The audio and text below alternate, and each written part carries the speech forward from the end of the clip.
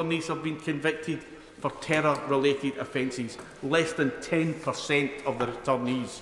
And not a single Daesh fighter has stood trial in the UK for the rape and sexual enslavement of Yazidi women and children. Not one of them has been charged with torture or the forced recruitment of young boys into the ranks of Daesh fighters. Not one of them has been held to account for the mass graves that are still being uncovered in Sinjar.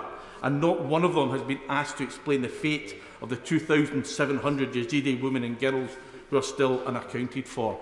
Mr. Speaker, they have all gotten away with genocide. Yeah. But it doesn't have to be this way. Many of their friends and allies have changed their law to meet the changing situation. In Germany, the law is unambiguous, saying that universal jurisdiction will apply to all criminal offences against international law. That means regardless of where an offence was committed and whether it involves a German citizen or not, an accused person can be tried before a German criminal court. And it has been this determination to pursue universal jurisdiction, genuine universal jurisdiction, which has resulted in the first ever prosecutions and convictions for members of Daesh for genocide. And in January 2023, President Biden signed into law the Justice for Victims of War Crimes Act, which greatly expands the scope of individuals who can face prosecution for US war crimes. This Act will assist the Department of Justice in prosecuting alleged war criminals who are found in the United States, regardless of where they committed their crime or the nationality of either the perpetrator or the victim. The law was given extra impetus in the wake of Russia's invasion of Ukraine, where there is now a growing body of evidence of war crimes being perpetrated by Putin's army. Mr. Speaker, despite many warm words, the harsh truth is, if UK domestic law is not strengthened, we will be unable to play a full part in bringing some of the world's worst criminals to justice. And that is why we need proper universal jurisdiction. And that is why we also need to remove that extra political hurdle of seeking the permission or the consent of the Attorney General before we can prosecute for genocide. Mr. Speaker, this universal jurisdiction extension bill aims to address these issues and help the UK play a full and appropriate role in ensuring justice and accountability and the upholding of international law. The honourable member have leave to bring in the bill. The question is that the honourable member have leave to bring in the bill. As many of that opinion say aye. Aye. The contrary no. I think the ayes have it. The ayes have it. Who will prepare to bring in the bill? Drew Hendry, Caroline Lucas, Liz Saville-Roberts, Kirsty Blackman, Claire Hanna, Patrick Grady, Jim Shannon, Ben Lake, Patricia Gibson, Stuart Malcolm MacDonald and myself. Brendan O'Hara.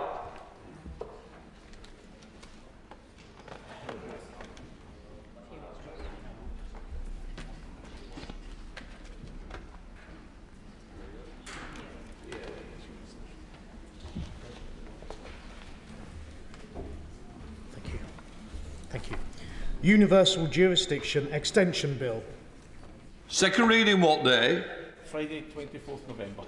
Friday, the 24th of November. You're right, Brendan.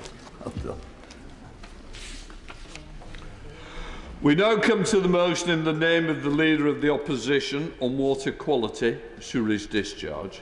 Inform the House that I have selected the amendment in the name of the Prime Minister. I now call the Shadow Secretary of State, Jim McMahon, to move the motion.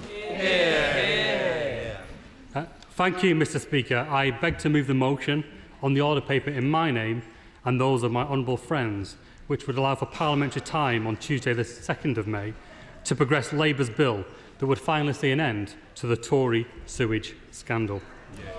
Mr. Speaker, the reason we're here today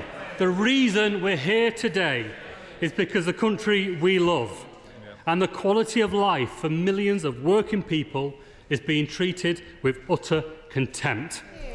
Dumped on with raw human sewage, dumped on an industrial scale, and dumped on with at least 1.5 million sewage dumps last year alone. Dumped on for a total of 11 million running hours. That's a sewage dump every 2.5 minutes. And just in the course of this debate, the country will see 70 sewage dumps taking place. In the places where people have invested everything they have. The places where people have put down their roots and where they've invested the most precious of things, their families, their shared futures. Because these sewage dumps are going into the seas where people swim, the canals where people take their dogs for a walk alongside, and the very beaches where our children build sandcastles. I'm going to make some progress and then I'll make some interventions later. And straight, hang on, your moment will come. Because it goes to our leisure and beauty spots. Businesses rely on those tourists coming with confidence. Now, it's clear that either the Tories don't know or they don't care about the human impact of the Tory sewage scandal. This affects every stretch of our coastline across the country. And it shows you the contempt the Tories have for our seaside towns. From Hartlepool to Hastings, from Bournemouth to Falmouth, from Camborne up to Blackpool and everywhere in between. And beyond the coast, our national parks, our areas of outstanding natural beauty, home to our stunning lakes and our rivers that are the arteries of our nation, all being sullied by the Tory sewage scandal. And this... Order. Can I say something to the honourable gentleman? Yes, has to give way, but you cannot permanently be stood there until somebody takes it. No, you don't need to give me any indications. I'm telling you what the rules are, and the rules will be applied. Secretary of State. Thank you. You're getting ahead. We've got 12 months yet, Mr. Speaker. Thank you. I will take interventions once I make progress on this section, so don't worry, your opportunity will come to defend the last 13 years in government. Don't worry too much about that. At the heart, this speaks at whether families should have the right to live a decent and fulfilled life, because people look to our sea, our lakes and our rivers for quality of life. The very places where people live, where people work and where we holiday together. Together, where families create memories, forge bonds, strengthen relationships by enjoying the beauty that our country has to offer. More than just the daily grind of work, it's about who we are, and it's these moments together that make life worth living. But the truth is, the Tories are turning our Greenland into an open sewer. I'll give way to the member who indicated earlier.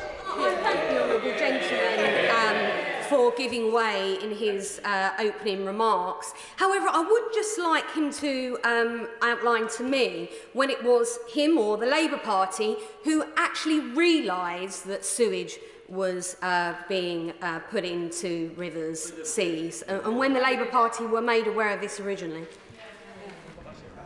Jim McMahon. Thank you. I welcome that intervention. I also welcome an explanation to her constituents as to why there's been 200 sewage incidents in her own backyard.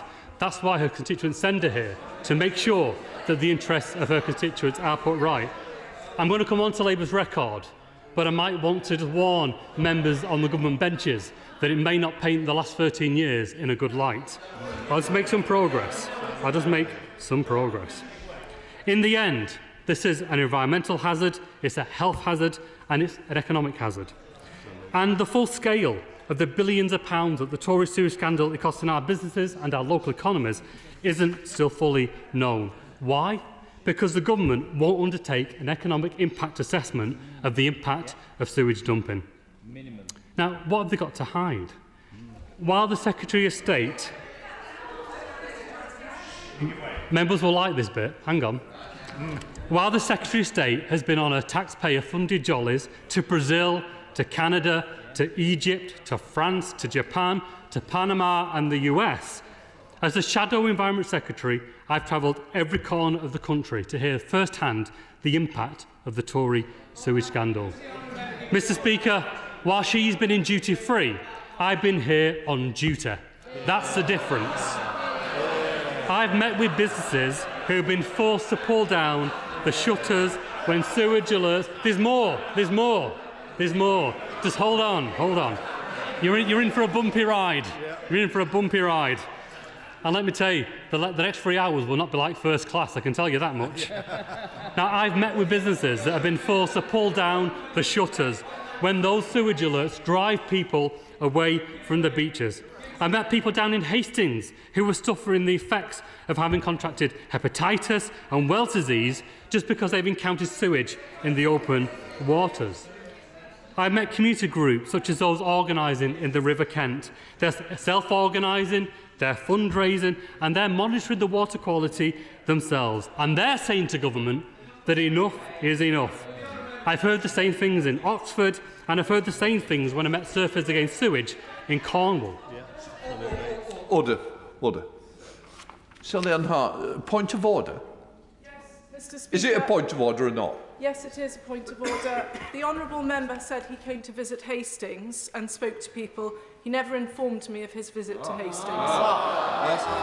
There's two things about that. One, it's not a point of order, and what I would say to the honourable lady, if somebody has been into constituency, it is absolutely correct that you should give notice to the MP that you are visiting. I don't care which side of the House it is, and I would say clearly, you must do the right thing and let a member know that you are entering that constituency. Jim McMahon. Thank you. I'm very happy to look into that point as a matter of course. As a matter of course, we always make sure when visiting constituents of Conservative MPs that we, as a matter of respect, inform the local MP. I would love nothing more from a Conservative MP to attend those visits and explain their voting record to their constituents. And I certainly know that Helena Dollamore, the Labour and Cooperative candidate, was very much made aware. So I'll certainly follow that moment up and make sure, if it did happen, that it doesn't happen again. Now, earlier this week, I met with environmental groups from across the country to hear the impact that the Tory sewage scandal is having on their communities. They stand proud of their communities, but equally angry, and the right to be angry. Only this weekend, we celebrated St George's Day, and we spoke about what makes England so special, what makes it the green and pleasant land. The brilliant Lake Windermere, for example, England's largest lake, formed 13,000 years ago from the melting of the ice, a World Heritage Site, and it attracts 16 million visitors every year. What William Wordsworth once described as existing in a universe of nature's finest forms is now dying at the hands of this complicit government. One member from the Save Windermere campaign told us that due to the constant pollution, a whole 5-mile stretch of the lake has been turned bright green because of excessive pollutants being dumped in that lake. The glorious Lake Windermere isn't even off bounds. Or what about our fantastic coastline of Cornwall, drawing in millions of visitors, a magnet for surfers who face the prospect of becoming ill simply by going out in the water. Or the campaigners in River Ilkley, in safe-styled God's own country in Yorkshire. Mr. Speaker, I'm going to take an intervention shortly on this side. Mr. Speaker, do you know that raw human sewage is even being discharged moments away from this very House of Parliament? Now think about that when members go to vote. There is no place exempt from the Tory sewage scandal. And what a metaphor for the last 13 years of a Tory government. I'll give way to my friend. I thank my honourable friend for giving way. And my constituency is named after the River Weaver, Weaver Vale. It's at the heart of our community. Unfortunately, in terms of the rivers, not only the River Weaver, but the Mersey as well, it's 19,000 hours of raw sewage discharged into those rivers. I want to thank the Shadow Secretary of State for giving the whole House the opportunity to stand up for our local rivers and waterways and beaches and encourage members from across the House to join us in voting for this motion today. And that's exactly what this debate is about. It's about MPs who care about the places that they represent, standing up for what is right instead of making excuses for 13 failed years in government. That's exactly why members are sent to this House, and others could take note of that. Now, what we've seen is that there's no respect for our country. There is no respect for our values. There is no respect for our history, and there is no respect for our future either. And what's more, there is no respect for the working people who make this country what it is. And what was the Secretary of State's response when this debate was first raised? First, she told Parliament that meeting water companies wasn't a priority, passing the buck to her junior minister. Then she broke the government's own legal deadline for publishing water quality targets, and then she announced repeatedly that she'd kick the can down the road on cleaning up our waterways. Since then, we've had 3 panic-stricken announcements from the Secretary of State, so-called plan, each one nothing new, a copy and paste of what went before. We know the Tories don't have a plan. At best, they've got a recycled press release. That's the difference. I will give way, actually, to the chair of the... Yeah. Well, I don't think we can argue that we don't need to invest more in better water quality. You know, more parts of the country need to see schemes like, for example, the new water treatment works in Scarborough, the 4 million litre stormwater tank also in Scarborough. What we need to debate is the timescale and affordability of that. And does the honourable member think it's slightly ironic that even the most modest prediction from his proposals is that you would put £1,000 on the average water bill, when the second debate this afternoon is on the cost of living increases? Jim McMahon.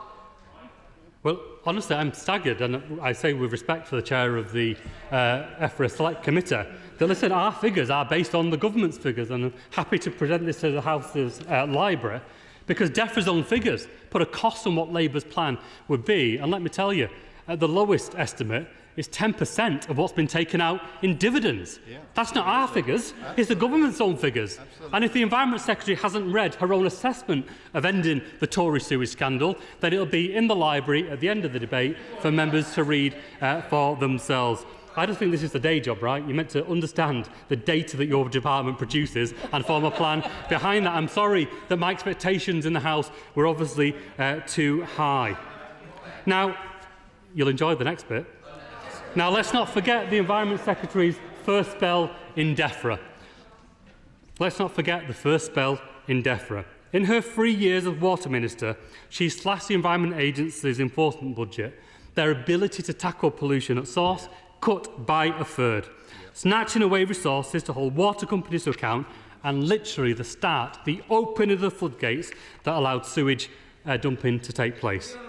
And what have been the consequences of this?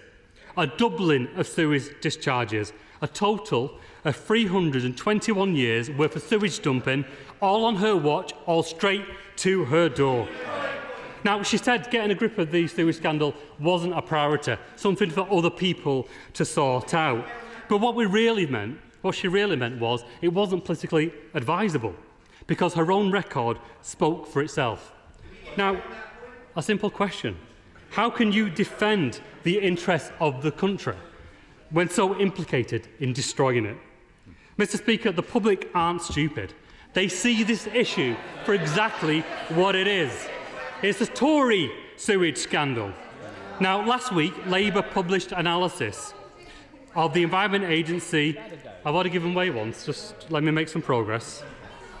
Labour published analysis of the Environment Agency and top of the poops data showing that in 22, Tory ministers, this is the Cabinet, the highest seat in government, allowed 7,500 days worth of raw human sewage to be dumped in their constituencies.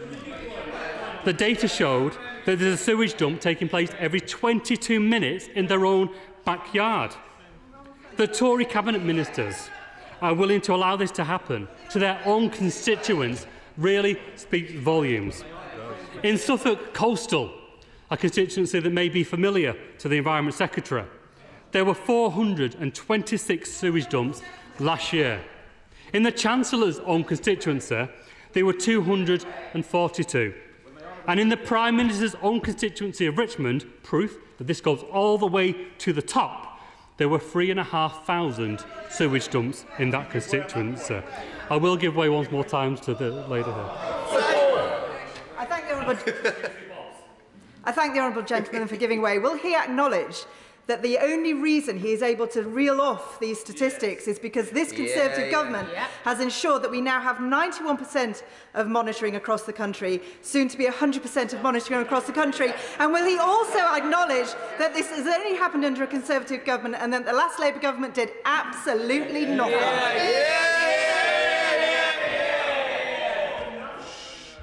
I'm not one to offer to the Conservative benches, but I would just say this.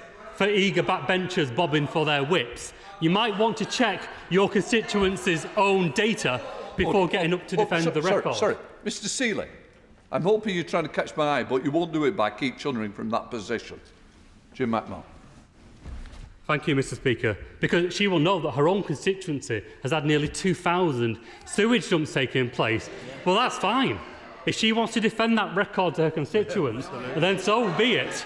And if she doesn't want to remind her constituents, I can guarantee this, the Labour candidate will. Absolutely. And that's what this debate is about. And that's why members are so exercised. Let's be honest. Our members exercised because our rivers, our lakes and our seas are being dumped on, or are they exercised because now they've realised they might have to face the consequences of that dumping? That's what the excitement's about. I'm going to make some progress. Now, the government will blame everybody. The Victorians, devolved administrations, home drainage, house builders, people flushing items down the loo. Now, it's true, this has to be faced on multiple fronts, but there is one common theme that's run throughout the Secretary of State's period. What is it? They never take responsibility. It's always somebody else's fault. It's never at the door of the government. But let me be clear. The levers of power were always there to be pulled. And the truth is, the government didn't even lift a finger to try. And that's why we're in this situation here today. I'll give way at the back. I thank my honourable friend for giving way. 100 years ago in St Helens, we had chemical factories, coal mines, glass works and no environmental regulations, but with 835 sanctioned spills in 2022, pollution in our rivers and waterways is arguably worse now than it was then. So does he share the frustrations of the volunteers who look after the Sankey Canal and Valley, who engage in activities like litter picks, that no matter how much rubbish they can get from the towpath, there's 10 times more going into the canal itself? It's a really important point, for many of our urban communities, because many people think, well, this must be an issue that affects our seas, our national parks, but it goes to every community. If you live in an urban community, the stream near your home, the canal network is being dumped on, and for many communities, that's all they have. That is their bridge to nature, and it's being treated with such disrespect by this government in a way that can't carry on. And I want to just return to this issue of the levers of power, because quite a lot of what I hear is that the scale of the challenge is overwhelming. To face it is far too great a mountain to climb. But economic regulation of the water industry in both England and in Wales has always been controlled by the Tories here for the last 13 years, treating England and Wales as an open sewer. And that's a lever that could have been pulled to improve water performance, holding water companies to account and resourcing the work needed to combat sewage pollution in England. Well, I hear the Environment Secretary chuntering, and hopefully she's going to address this, to be absolutely clear about where power sits in our democracy, where government responsibility sits when it comes to water. Firstly, economic regulation, the levers of power, the purse strings are not devolved at all to the Order. I've got a point of... I hope it's a point of order, Mr. Cairns. Thank you, Mr. Speaker. I seek your guidance as to whether the Shadow Secretary of State may have inadvertently misled the House. He said moments ago that water policy and environmental policy were reserved, and he gave the impression that they were reserved policies, where really they are devolved policies. Maybe, I suspect, Mr. Speaker, that he might be embarrassed that the Welsh Government have not acted in this space, and that he is seeking to obfuscate responsibility. I want to know... I've told you before, When I stand up, I expect you to sit down. And when I start to speak, I don't expect you to carry on speaking. Mr Kearns, you've been pushing your luck for quite a few weeks, and I'm quite serious now. When I stand up, I hope that in future you'll take notice, because we will make sure you do it. And I don't want to get to that point, but you're certainly pushing me towards it. First of all, I'm not responsible for what the Shadow Secretary of State says. What I would say is the Secretary of State has heard your point, even though it wasn't a point of order. I will now leave it with the Shadow Secretary of State. Jim McMahon. Thank you.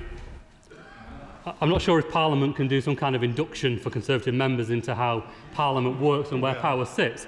But to be absolutely clear, listen, the House of Commons Library are really good at providing briefings for MPs. Let's be really clear. Economic regulation.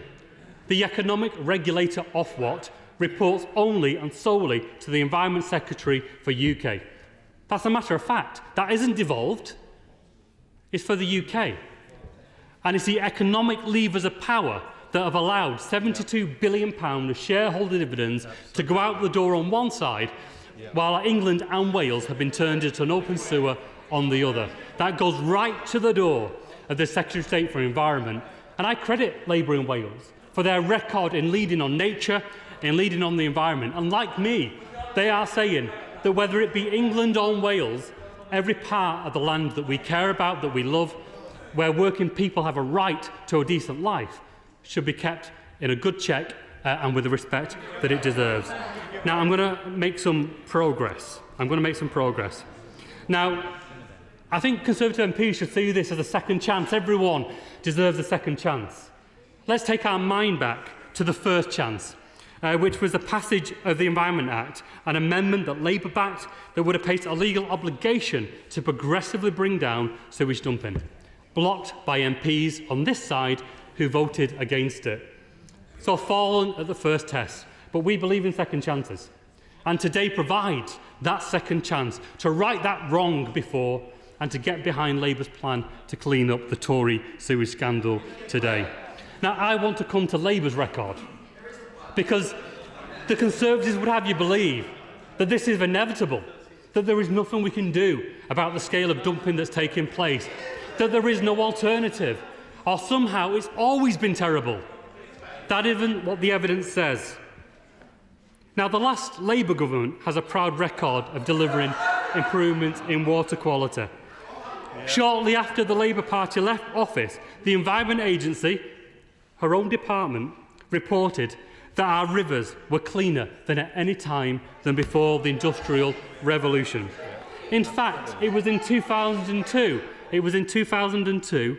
when the then Environment Secretary, the former member for Oldham Western Royton, as it happens, celebrated how clean the water was when he took to the water in Blackpool with cameras looking on to celebrate that proud moment when it met bathing water quality status. I wouldn't think the Environment Secretary today would have the confidence to go swimming in the shores of Blackpool, given over the last year it's had 22 incidents of raw human sewage being dumped in that water's 62 hours straight into the Irish Sea.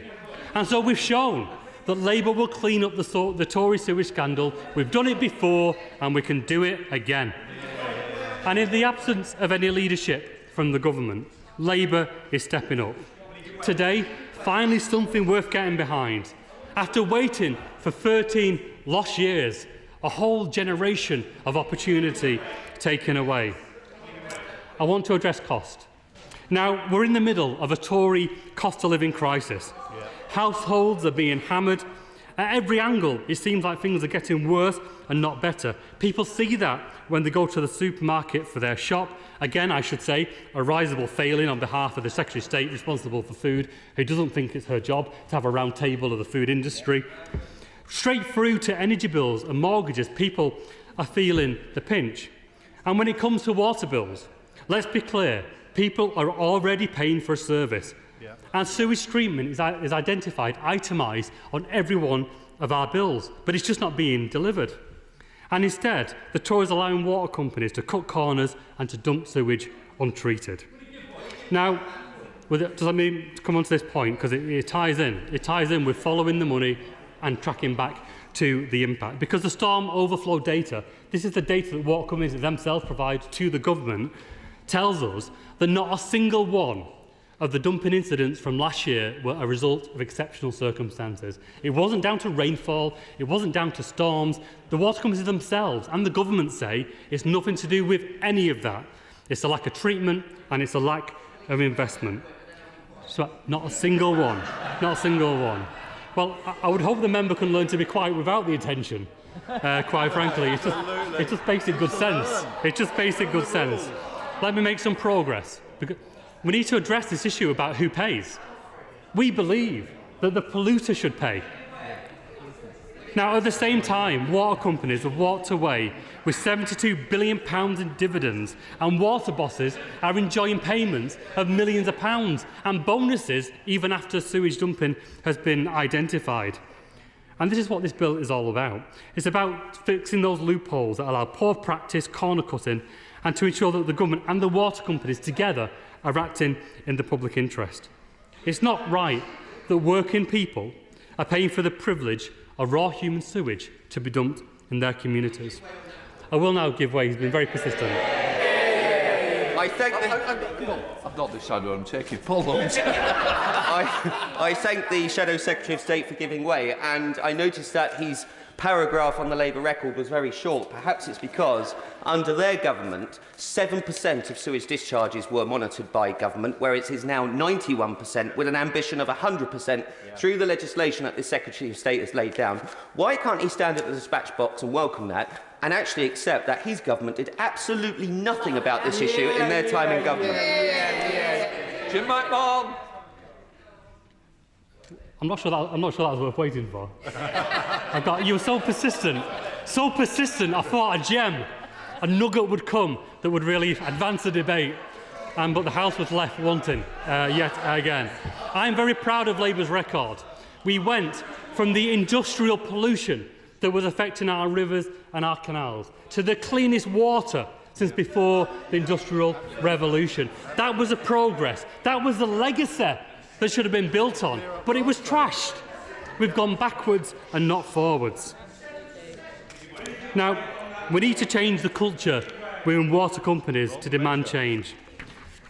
Setting down legally binding targets, enforcing straightforward penalties for failure. Now, this bill protects bill payers in law. No ifs, no buts. The cost must and will be borne by water companies and their shareholders, protected in the text of the bill in black and white. And that's the basis of this motion. And it's what members on all sides of the House will be voting for later today. Not a fabricated version of reality that doesn't hold to the evidence. Not more jam tomorrow, asking people to wait to 2050 at the earliest to see an end to the sewage scandal. In black and white, a plan finally to end this scandal. Now, let me just outline what the bill does before I begin to close and allow the members who have submitted to speak. This bill will deliver mandatory monitoring on all sewage outlets and a standing charge for water companies who fail. That will mean where a discharge station isn't in place or where it's not working, the water companies will pay a standing charge assuming that sewage is being discharged. Automatic fines for discharges, ending this idea that you've got to go through a costly, protracted investigation and prosecution to hold water companies to account. Water companies will pay on day one, the second sewage is discharged, and legally binding targets to end sewage discharges, the scandal, by 2030. And we will give power to the regulators to require them to properly enforce the rules. And critically, and in black and white, we will make sure that this is funded by enrolling shareholder dividends, not adding further pressure onto households through the customer bill.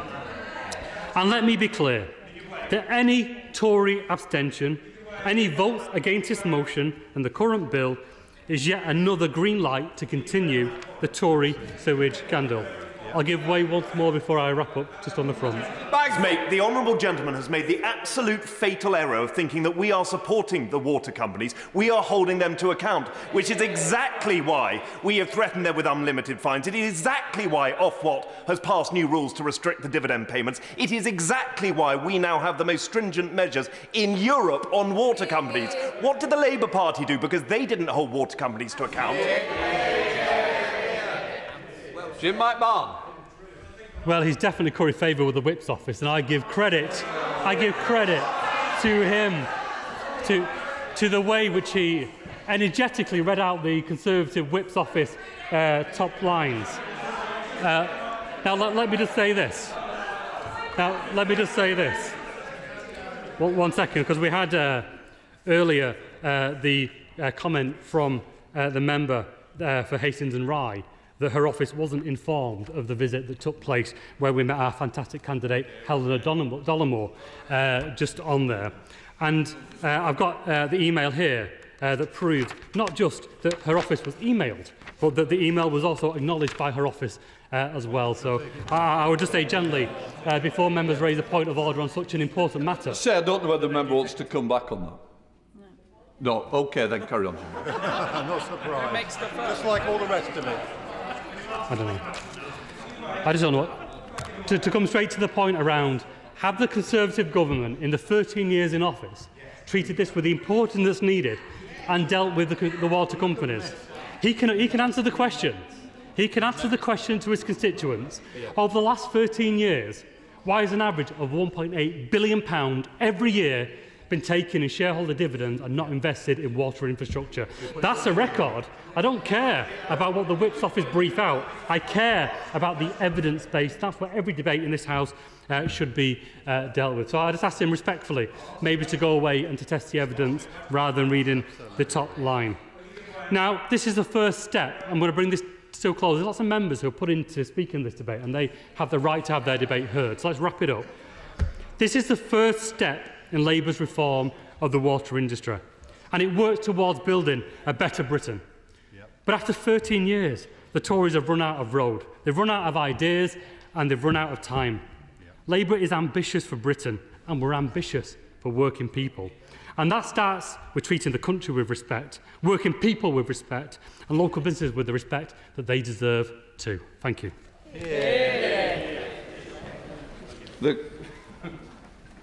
The question is, that's on the order paper. I call the Secretary of State, Dr. Therese Coffey. Thank you, Mr. Speaker. The public are rightly disgusted by the excessive sewage discharges from storm overflows. So am I. So are my colleagues on this side of the House. Indeed, I think that's true across everybody in this House. And so is this government. And that is why we have taken more action than any other government on this issue. We created our storm overflow discharge plan with an impact assessment showing it will require the largest ever investment by the water industry of up to £56 billion. And last month we set out our new comprehensive integrated plan for water to deliver clean and plentiful supply for people, businesses and for nature, building on the significant investments already made and the progress we've already made since 2010 in cleaning up our waters. Nearly 3 in 4 beaches are rated excellent for bathing. That's up from just half in 2010, when Labour left power. We've taken on the micro and single-use plastics that are a plague for marine life. We are supporting the super sewer in London that is taking over 10 years to construct. And there's consistent action right across the country on cleaning up our waters. And that is why we are seeing much-loved species like seahorses, otters and seals returning to our rivers and seas. But it's by requiring water companies to start monitoring that we unveiled the scourge of sewage. It was a Conservative minister, Richard Benyon, a Conservative minister, who ordered that. And by the end of this year, all CSO outflows will have monitors, not by 2030, but by the end of this year. And informed by monitoring, we are now in the situation where the water companies are under active criminal and civil investigation by the Environment Agency and Ofwat, the largest investigation ever. And that is why, Mr. Speaker, I move the amendment in my name and that of the Prime Minister. Because, Mr. Speaker, this government has already taken action. Now, reading the motion today, we already have a target for reduction in sewage discharges, which we will put into law. We've already consulted to remove caps on financial penalties, and we've already undertaken an assessment of sewage discharges. But unlike the opposition, we have a credible, costed plan to stop the scourge of sewage. Now, today we've already heard a barrage of blame, a finger-pointing, but when it comes down to it, we have not had a credible costed plan to tackle this. You know, I'm used to the personal attacks, the diatribes, the cheap shots. I tell you, Labour's plan is not a cheap plan. I grew up, or my parents lived in Frodsham for some time, so I'm very conscious of the River Weaver, and of course I grew up in Liverpool, so I'm very conscious of the River Mersey. That has got cleaner and cleaner over time, thanks to ongoing continued investment in all that time.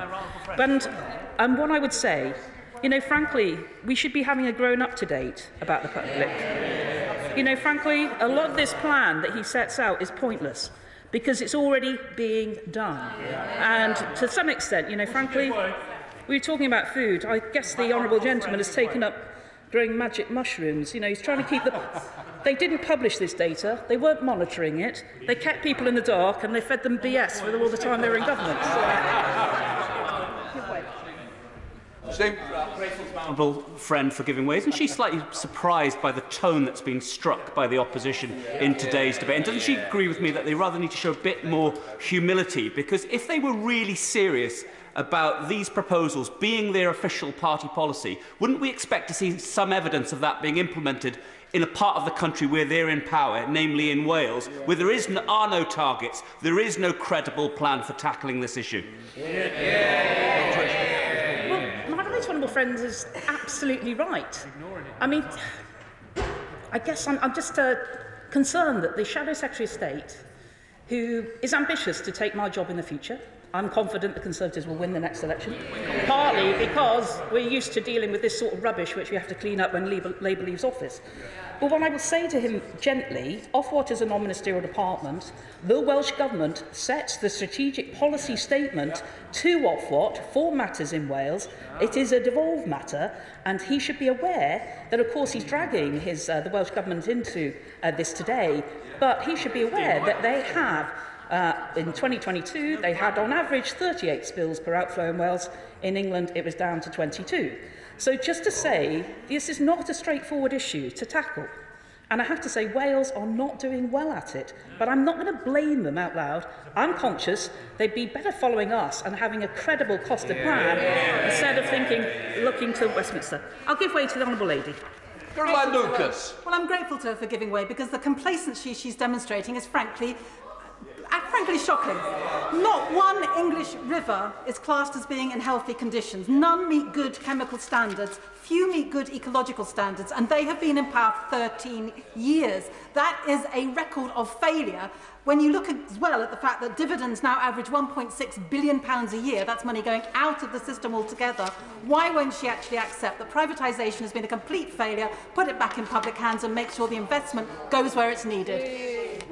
Well, Mr. Speaker, the Honourable Lady should be aware, of course, that during our time in the last decade, we put into place legislation that made it tougher to meet ecological status. That includes taking on the monitoring of certain chemicals, which isn't done by the Welsh or Scottish governments. And that's why we'll continue to work on this in quite a specific way. But what I will say to her is that we are absolutely leaning into this issue. You know, I genuinely wish they'd started to sort out the issues while they were in office. I'm not saying they did completely nothing, but they certainly weren't being clear with the public on what was going on.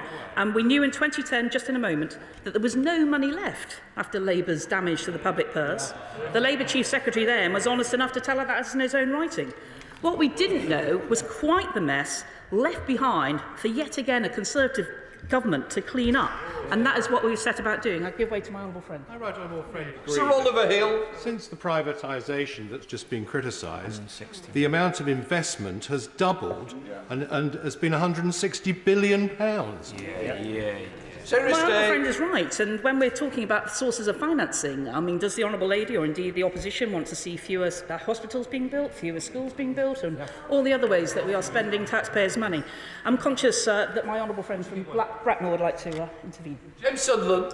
Mr. Speaker, I listened earlier to what the Labour frontbench had to say. Under the last Labour government, the pumping of raw sewage into our waterways was unregulated, unmonitored and completely unrestricted. Since 2010, this government has increased monitoring of outflows to almost 100% next year, £150 million of punitive fines of water companies, and has sponsored investment of over £56 billion over decades into the water network.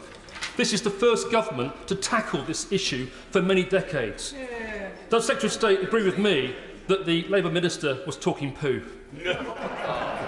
Secretary of State.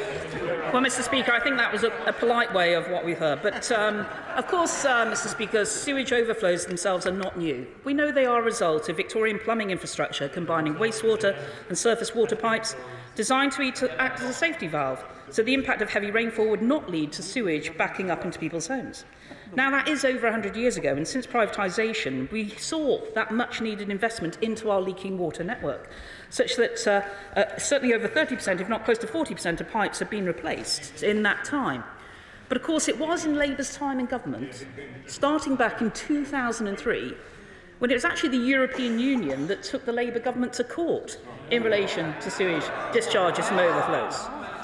It was in 2009, it was the Labour government who introduced operator self-monitoring, allowing water companies to mark their own homework.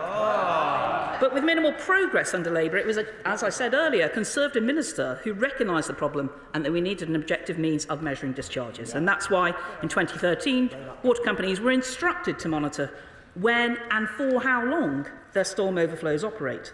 Now, this data is published online, and thanks to our Environment Act, this will now need to be provided in near real time. And as I've said already, all storm overflows will be monitored by the end of this year. And it's the monitoring and opening up, in just a moment, it is the monitoring and opening up of information that has exposed the scale of this issue. It's why we've already had successful criminal prosecutions. It's why we have that unprecedented criminal investigation underway right now. And it's why, frankly, we see a Labour Party desperate to make up for their failures when they were in office. I give way to my honourable friend. Thank my right honourable friend for giving way. And would she also be kind enough to clarify to the House that when we talk about storm overflows, that in most cases, certainly in my constituency, that is over 95% of rainwater, and is certainly at no point raw sewage being dumped onto our beautiful beaches. She's right. Well, I agree with my honourable friend, and I think, facts are our friends on these matters, and it's important that we continue to make sure our constituents are well informed. Now, I do agree with the Shadow Secretary of State. There's a massive difference between a press release and a plan.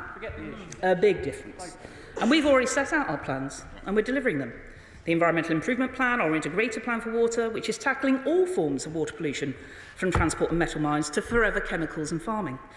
And indeed our storm overflow reduction plan. And that's why I'm pleased to announce today that we are planning to enshrine this further in law. And through the Environment Act 2021, we will legislate for a clear target on storm overflow reduction in line with our plan. So that clear, credible, in just a moment, and costed legally binding target, that will add to our transparent and determined approach to solve this issue, while also being careful with consumer bills. I give way to the Honourable Lady. State for giving way. She will know, because she grew up in Liverpool, she'll know how beautiful the constituency of Wirral West is. It's a coastal constituency. The Rivers Trust found that a sewer storm overflow in Caldy spilled 75 times for a total of more than 1,700 hours in 2022, discharging directly into the Dee estuary. This is a very beautiful part of the world. It's somewhere people go to enjoy the beach, to let the children play on the beach, they enjoy water sports and so forth. It's also very important environment. This is meant to be an intervention, it isn't a speech.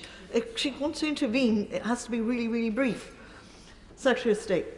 Well, I share with the Honourable Lady my love of that part of the North West. Of course, that's where I grew up. I used to cycle down to the River Mersey very regularly on the Otterpool Prom. Not quite so much a visitor to the other side, apart from when I was visiting family elsewhere. But what I will say to her, it's thanks to the openness of this government in getting that monitoring done, publishing it, that scourge of sewage, the scale of it has been unveiled. And she should welcome that, But she should also welcome the active plans that we are doing and have been undertaking with investment, and there's going to be even more to try and reduce, if not eliminate, that sewage underway. So I'll give way to my honourable friend. I thank the Secretary of State for giving way. I have the River Itchen and the River Hamble in my constituency, and it's a privilege to represent that constituency. I met Southern Water last week, who have now got an investment plan purely because of the 91% of monitoring that this government has put in place. Would that infrastructure investment be able to go ahead if we were just having 7% of rivers monitored? Well, I think quite clearly the answer would be no. There wouldn't be the scrutiny that there is today. There wouldn't be the investigations that are already underway. And what I will say to my honourable friends is, the Hamble is a very precious sailing river, I know that, going out into the Solent. And it's important that people have confidence. And that is why our plan has that investment behind it, and that we will continue to make sure that our waters are cleaner and cleaner than ever before. So after many I won't give away, I'm just trying to make a bit of progress. But after many press releases, Madam Deputy Speaker, it's good to finally see a little bit of detail regarding what the party opposite will do about sewage. But as I've already said, to some extent, this is already being done. So that's why today, frankly, feels like another gimmick, if not a sham, from the party opposite. Now, I understand in the bill that's been hastily prepared, I believe it was published last night, that he is pulling Wales into this, and we've already somewhat covered this, but based on his logic, I'm not surprised he's embarrassed about the Welsh record. And if the longest sewage discharge, for the longest sewage discharges in 2022 in Britain last year, the top two were in Wales. In terms of hours of sewage discharge by constituency, 3 of the top 5 constituencies were in Wales. That's according to the top of the poops. Now, in 2022, the average number of spills per outflow in England was 23. In Wales, it was 38. As I said, I'm not seeking to blame the Welsh Government, but candidly, facts are our friends, and that's why we will keep going. Instead of the fudge, instead of the obfuscation, we'll keep going with our credible plans, because we are determined to clean up our waters. Now, I will give way to my honourable friend. I'd like to thank the Right Honourable Lady for giving way. Would she agree with Law Wales, and I quote, Senedd Cymru generally has legislative competence in relation to all aspects of water quality, water resources and water industry in Wales. And contrary to what the Shadow Minister said, this is the responsibility of the Welsh Government. Well, my honourable friend is absolutely right, as is the person he quoted. I mean, this is a matter dealt with by the Welsh Government, and they issue the same strategic policy statement to Ofwat that is delivered by my department, and indeed a price review is underway right now. But going back to some of the other different elements, I will give them. I'm grateful to my right honourable friend for giving way. When she introduced legislation, clearly it would be aimed at England. Did she give the Welsh Government the option of extending that legislation, the tighter restrictions, to also include Wales, to ensure there would be a tighter, uniform structure across both nations? Well, understandably, Madam Deputy Speaker, the Environment Act principally addressed England, and it's important that we respect the devolution of the Welsh Government. And they have it in their own powers to act, and they undertake different things in what they do. But I think it's fair to say, I don't think they shy away from the fact that this is a difficult task, it's a difficult challenge, and while I recommend them on the many beautiful beaches that there are in Wales, which I've visited many times in my life, including in both honourable members, right honourable members' constituencies, this is not straightforward to do. It's not an overnight fix. It has to take credible plans, and that is why this government is right to be progressing with them as well. I'll give way to the chairman of the Select Committee. Further to the previous intervention, would she agree with me that Welsh Water is a not-for-profit organisation, so the argument that the Shadow Secretary of State makes about using dividends to pay for this doesn't wash in Wales?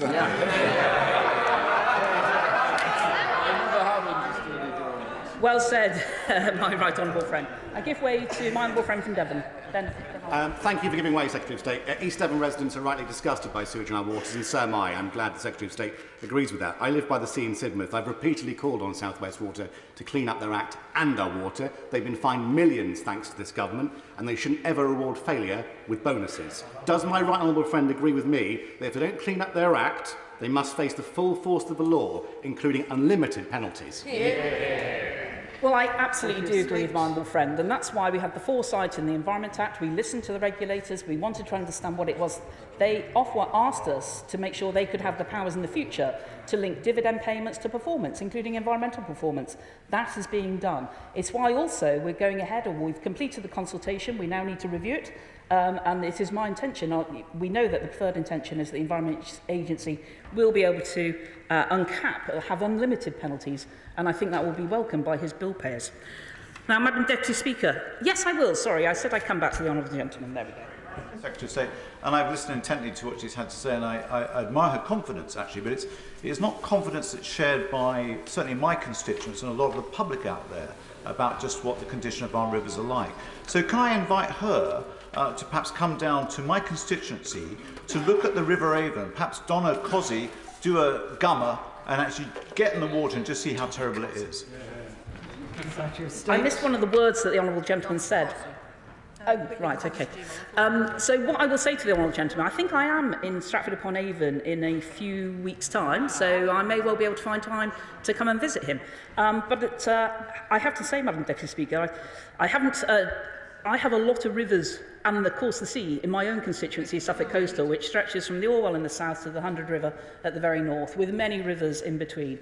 I'm very conscious of how important this issue is to our constituents. I'm very proud of the fact that the beaches in Felixstowe have had excellent bathing water status pretty much since the whole qualification arose. I'm also conscious that the beach in Southwold Deans fell out of that status, and that's why I intervened as a local MP with Anglian Water to clean up the treatment works in Southwold, and now I'm delighted to say they're back with a 3-star. So it is a case of making sure that we have targeted activity, but overall what I expect as Secretary of State is that we get the plans coming through for every storm overflow that I've requested from the water companies by this June. Give way to my honourable friend. I'm very grateful to the Secretary of State. My father is a civil and structural engineer, and I've actually engaged with him on the topic of sewage pollution very regularly. But I actually think one of his more familial aphorisms is important, which is to fix a problem, you've got to know about it. So does she agree with me that actually the idea that we now have 90-odd% knowledge of what's going on that allows us to prioritise plans is a key achievement of this government?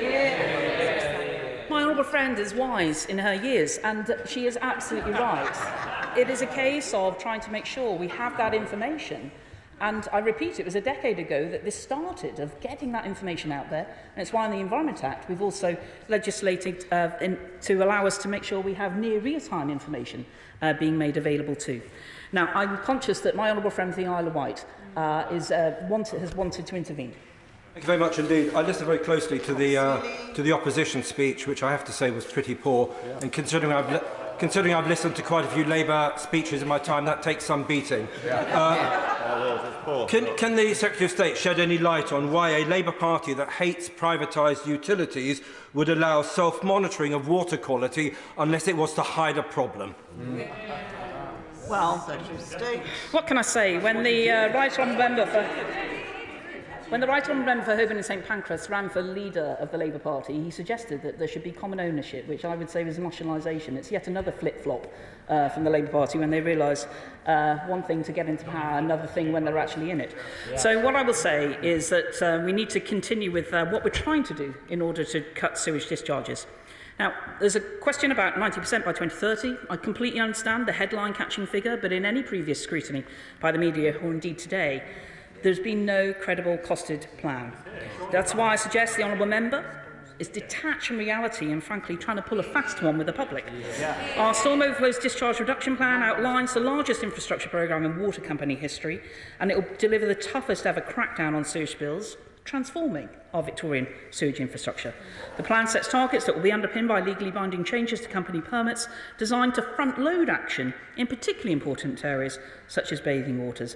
And to ensure these ambitious targets are realised, I've asked the water industry to produce a detailed action plan for every single storm overflow in England by June. And a critical element in the development of these targets in our plan was an assessment of technical deliverability and cost.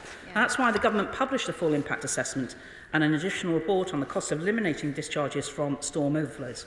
Now, if the Shadow Secretary of State would like to deliver 90% reduction by 2030, I guess it would have helped if he could have informed this House on how he actually planned to practically deliver £56 billion worth of capital projects in the next 7 years, never mind separating enough combined pipes to go almost 2.5 times around the Earth in just 7 years, or indeed build 40,000 Olympic-sized swimming pools of additional storage capacity. I mean, we have to... I will give way to my friend in just a moment, but what will the Labour Party's proposals really mean for customers' bills? And even he is not naive enough to think there's a magic money tree for this. I thank the Secretary of State for giving way. She's just mentioned the very important thing about water companies producing plans. Can she reassure me and all the people of the South West and South Devon that these plans will have to be enforced and that we will be keeping a very firm eye on their implementation? Indeed, I can give my assurance to my honourable friend, and indeed we will continue to make sure that the licence fees, and that is funded, supposed to include inspections in the permits that they have, the cost of the permits they're paid, and we will be also considering further what further changes might be needed in terms of funding to support that through the licence permit fees. I have to say, Madam Deputy Speaker, perhaps there was going to be a sewage tax or something else as set out by the Liberal Democrats, though that tax would take some 500 years to fund the level of investment required. Dare I say, it's another classic Lib Dem policy, all soundbite but detached from reality, while we have an ambitious, credible and realistic plan. In terms of mandatory sewage outlet monitoring, the government is already doing this, already 91% in place, and the rest will be completed by the end of this year. I'll just make a few more points. The Environment Agency will also make sure that water companies are carrying out monitoring in line with their permit conditions. And the monitoring requirements introduced by this government have been instrumental in enabling the regulators to undertake the largest criminal and civil investigations in water company history, with the sewage discharges covering over 2,200 treatment works. And it's through the powers in our Landmark Environment Act that we're also making it a legal requirement to have that near real-time data on sewage discharges available to the public. And the consultation for those regulations is live now. So we are going even further, as we are placing a duty directly on water companies to monitor the water quality impact up and downstream of all their assets, not just storm overflows, but wastewater treatments too. I give way to the honourable gentleman. I'm very grateful to the Secretary of State. Of course, it's not just the responsibility of the water companies, because it's not just water company assets that discharge into our rivers. On the River Tame in Greater Manchester, within a short section, there are 3 water assets, but there's also Johnson Brook and Wilson Brook. Johnson Brook regularly discharges raw sewage into the Tame because of a misconnected sewer somewhere along the reaches of that brook, and Wilson Brook regularly discharges chemicals into the Tame because of industrial processes. The Environment Agency's actions are appalling. What more is she doing? Order. We just can't have these long interventions. We just can't, because there are too many people who want to speak. It's simply not fair. Secretary of State. Well, I don't... Obviously, the honourable gentleman is raising very specific constituency matters. I'm sure that if he were to write to me or to the Water Minister, that we could follow up on that particular matter. Madam Deputy Speaker, I'm conscious that a lot of people have put in to speak today. So I want to make a few very further points clear. One of the things has been about automatic penalties. Now, the advice I've had from officials is that issuing such automatic penalties could actually limit subsequent liability for more serious enforcement action and indeed higher penalties, where investigation found an incident was more severe than initially thought. Now, when a pollution incident occurs, the severity of the incident and the degree of culpability needs to be properly investigated. And it's through that proper investigation that the Environment Agency can determine the most appropriate response, including criminal prosecution for the most serious incidents. I'm sure this is well-intentioned, but it strongly risks effectively making enforcement weaker and potentially letting the most serious polluters off the hook. Water companies must be liable for any illegal activity. Polluters must pay. And that's why since 2015 we've had over 50 prosecutions by the Environment Agency. They've secured court fines of over £140 million, including a record-breaking fine of £90 million handed to Southern Water. And that's why we're also going further to ensure water companies face substantial penalties, which are easier to deploy than going through the courts. And we're consulting on the reforms to the civil penalties the Environment Agency can issue to make the process quicker and easier. And as I've already said, the government's preferred option is to remove the cap on penalties entirely. That would pave the way for unlimited penalties for water companies that break the rules. I'm conscious many people want to speak today, so in this regard, Madam Deputy Speaker, there is a lot more I could have said. I know that we listened to the Honourable Gentleman for over half an hour earlier, and it is important that other people can contribute to today's debate. It is the role of Ofwat to scrutinise proposals from the water companies to ensure that customers get good value for money. We will continue to do other activities like trying to reduce the cost of these projects overall. But I want to also flag that we will be continuing to make sure that we deliver our integrated plan for water. I believe it's a blueprint for a truly national effort to meet the stretching targets that we've set through the Environment Act. It includes actions to tackle every source of pollution, including sewage discharges, but also pollution from agriculture, plastics, road runoff, chemicals and pesticides. That plan is underpinned by significant investment. The scale and deliverability, plus the detail, means it will go further and faster than anything we've ever done before. And it certainly is going further and faster than most developed nations have ever gone before. Madam Deputy Speaker, in summary, Labour want monitoring. We've already delivered. Yeah.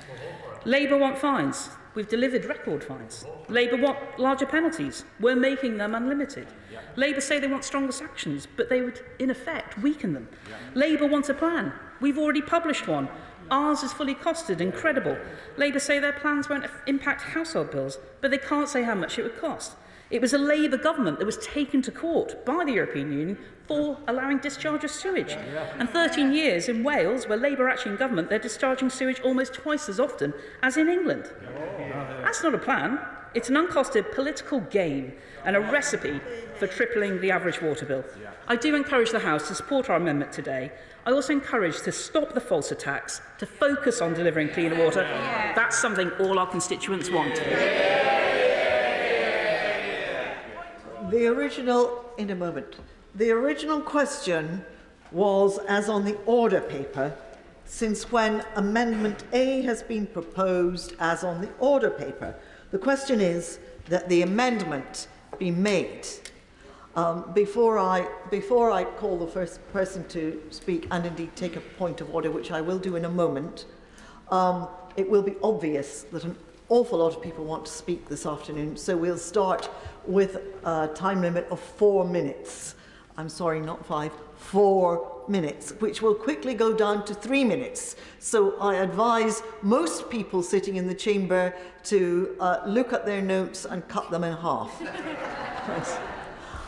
Point of order, Sally Ann Hart. Thank you, Madam Deputy Speaker, and I would like to apologise to the Honourable Member for Oldham West and Royton. I understand he emailed my office on the 7th of September last year and received a response. Thank you. I'm grateful to the Honourable Lady for setting the record straight with that point of order, and I see that the Honourable Gentleman has acknowledged her apology. Thank you. Let us continue with the debate. 4 minutes. Chris Evans. Thank you, Madam Deputy Speaker. In September 2021, I stood in this place and called for an investigation into the activities of Dŵr Cymru Welsh Water. I asked for Ofwat to investigate their practices and also the Department for Environment, Rural Affairs. I did this because the responsibility for parts of the Wirral, Cheshire, Gloucester and Herefordshire. This was based on an appalling customer service record, which has seen communities where their water is cut off for days and rivers being polluted with sewage. I'm sad to report, not only have these calls been met with a deafening silence, but things have got worse. The River Gower, Tawy, Teifi, Usk and Taff, and even the River Wye are among the 6 most polluted rivers in the UK. What they all have in common is they are the responsibility of Dŵr Cymru Welsh Water. Last month, research found that raw sewage was discharged into Inslwyn for over 9,179 hours, and within 1,850 individual sewage dumping events. Even Natural Resources Wales have said that there will be no salmon in Welsh rivers in the next 20 years. So what is Dŵr Cymru's response to this record of shame? It is to reward the Chief Executive with a bonus of £232,000. This is on top of his basic salary of £332,000. This is a company, Madam Deputy Speaker, serving some of the most deprived and isolated communities in the country. Indeed, when I wrote to him querying his pay, he was very proud to tell me he'd worked his way up from apprentice. But as he said, it wasn't me who decided on my pay, it wasn't determined by me, it's not even influenced by me. Then he goes on to claim that he's pretty much the lowest paid of his peers in England and Wales.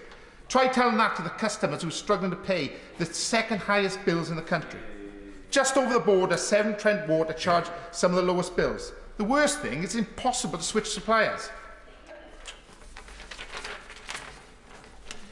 Mr Perry is not an isolated case. Between 2021, 3 executive directors were paid bonuses of £931,000. At the same time, raw sewage was dumped into Welsh rivers 100,000 times. It all adds up to the same thing. Do Cymru Welsh Water are profiting from pollution? I'm grateful to him, and very briefly, can he explain to the House why the report that we're expecting from the Labour Welsh Government on storm overflows is so late? Well, I think he'd refer that to the Welsh Government. And thank him for his little bit of mischief there and the extra minute he's just given me. It is my sincere hope that if this motion passed, we will see the end of these unwarranted and unfair bonuses, while by imposing uncapped fines on these companies for polluting our beautiful rivers. For me, it goes much deeper than simply profiteering. I grew up like many people along the River Taff. I can still remember to my young mind, as I looked into the river, the colour of the rainbow. To me, it seemed rainbows lived in the river. But they were not rainbows, Madam Deputy Speaker. They were the thick film of oil polluting our rivers. That was over 30 years ago. Since then, our Welsh valleys have become green and beautiful, with a new emerging tourism industry. It's not uncommon to see fishing, kayaking and wild swimming as activities, but all this is at risk. It is amazing that we have spent so long cleaning up our rivers that all this work is being undone by the work of one company. Although I have to hand it to Dual Cymru Welsh Water. They're very good at crisis communications. After all, according to their chief executive, the past year, the company has spent over £800,000 on advertising and public affairs. Even when I spoke out about them some 18 months ago, their public affairs officer sent an email within minutes of me sitting down defending their practices. I will say they are busy, whether they are sending endless emails to politicians, I'm grateful to the Honourable Member for Islin for giving way, and I understand and share many of the concerns that he's highlighted. But does he recognise that the legislative responsibility for restrictions lie with the Welsh Government in this area? And does he share my concern and disappointment that the restrictions in Wales are nowhere near as tight as my right honourable friend, the Secretary of State, is proposing to introduce in England, and that we should introduce a common system according to the high standards my honourable friend, I have to say, the Honourable Gentleman, he'd probably enjoy my speech because he would think that this is the responsibility of the Welsh Government, but I do think this goes much deeper than this. I mean, this pollution affects us all, affects our children, it affects everybody. I think we have to find a way to work together on this. And I'm not going to stand back just because Dual Cymru hide behind the fact they're a non-profit and allow them to carry on with this. Something needs to be done, and something needs to be done now, and that means working in partnership with this government and the Welsh Government, and I would support any measures to work together on this, because I think this goes much deeper than what we are doing at the moment. Well, of course, they like to suggest tweets as well, I should mention, they're highlighting schemes they're imposing to save customers money. At the same time, they run television adverts with helpful tips for saving money, all under the banner for Wales, giving the impression they are somehow linked to the Welsh Government. To top of my frustration with this company, I had a request from the polling company Ipsos Mori, as many of us do. Of course, the companies who fund these surveys remain anonymous. However, it doesn't take much to deduce when you are asked questions like, how would you rate Dual Cymru's Welsh Water performance? Do you know about their plans to end pollution in Wales? It doesn't take a genius to work out who's funding these surveys. When I complained, I was told again by the Public Affairs Department with an apology I should not have been contacted because of my views on the company. The money for this type of work would be better used on improving their service rather than their reputation. Madam Deputy Speaker, as I said, it is difficult to speak out on this matter, but I do genuinely believe things need to be done now. Mr Perry, when he faced the Senate committee, said, sewerage discharge is not where we want them to be. People are paying an average of £499 a year for their bills. They desperately need return on that bill, and I hope by supporting the opposition motion today, they will have some sort of reference what they're going through. Thank you.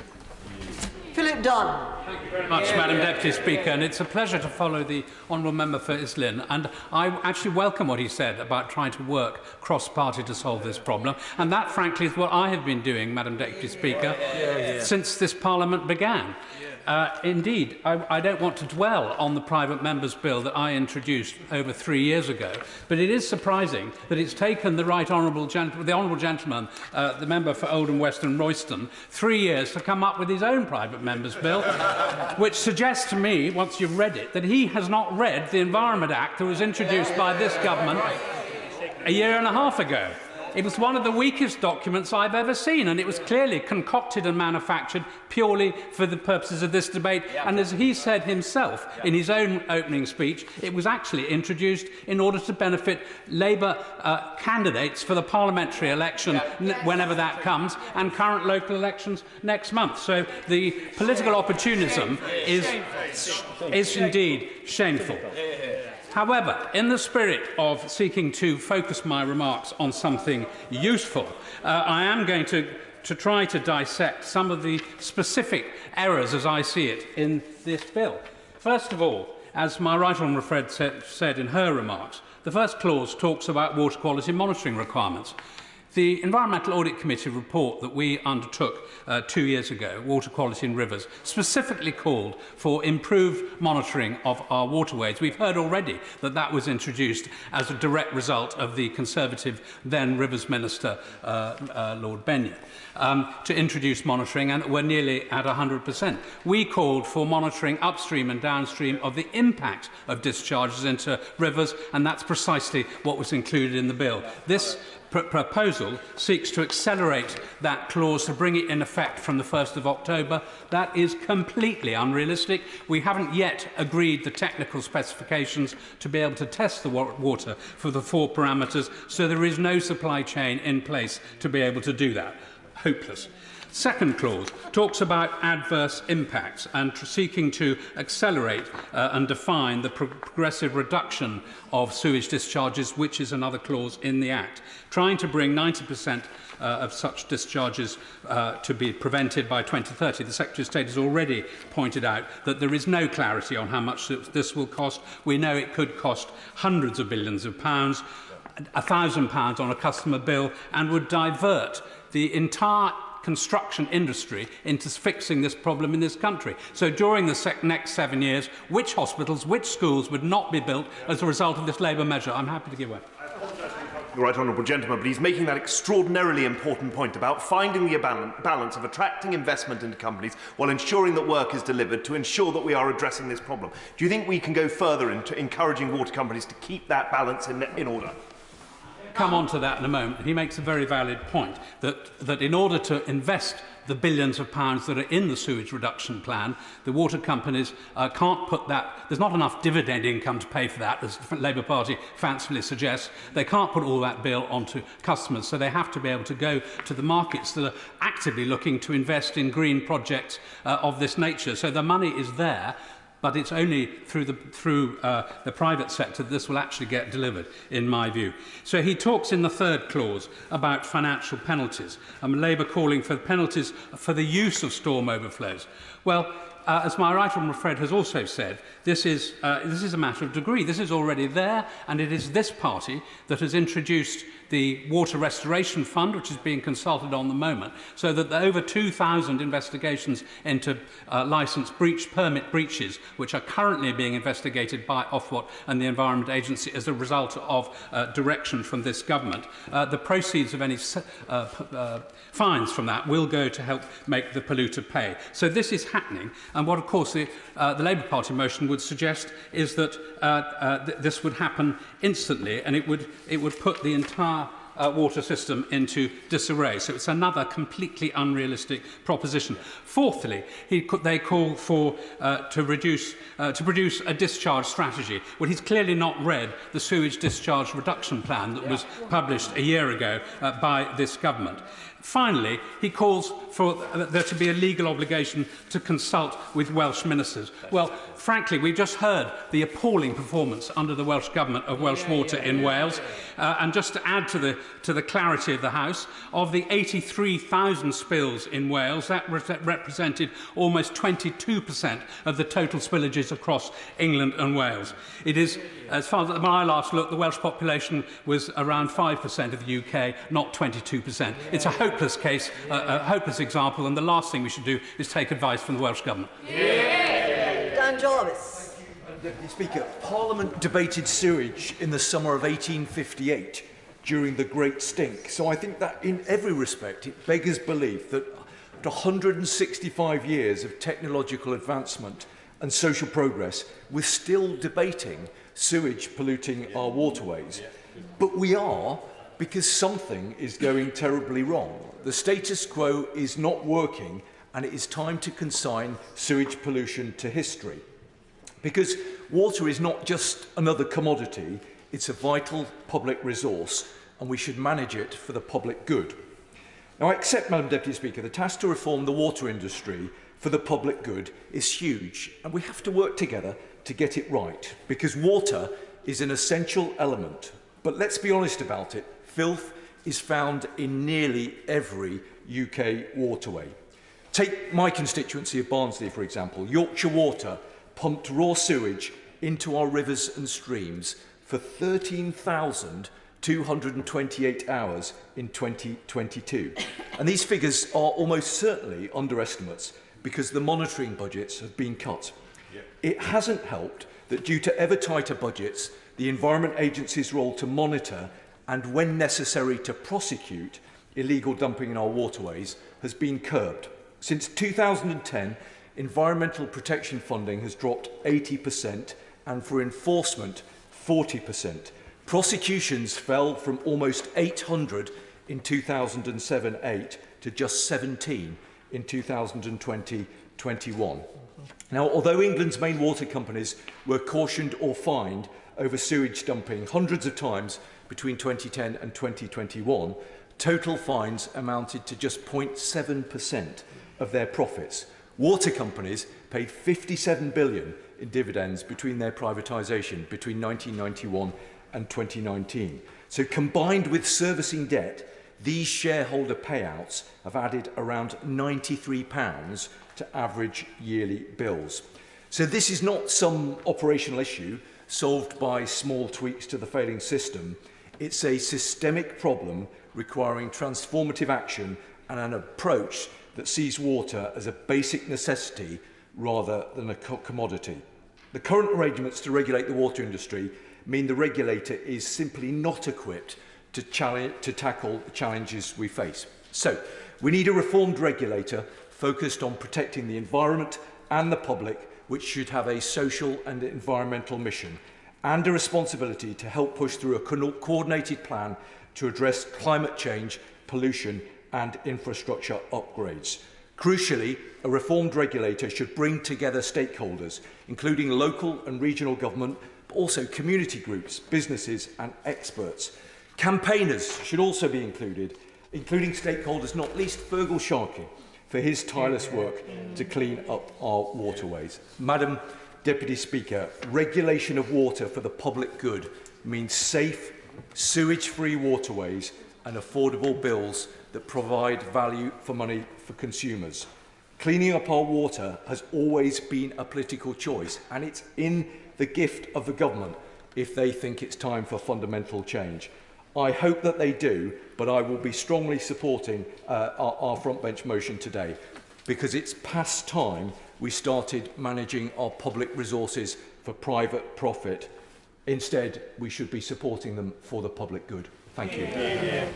After the next speaker, the time limit will go down to 3 minutes, but with 4 minutes, Sir Oliver Heald.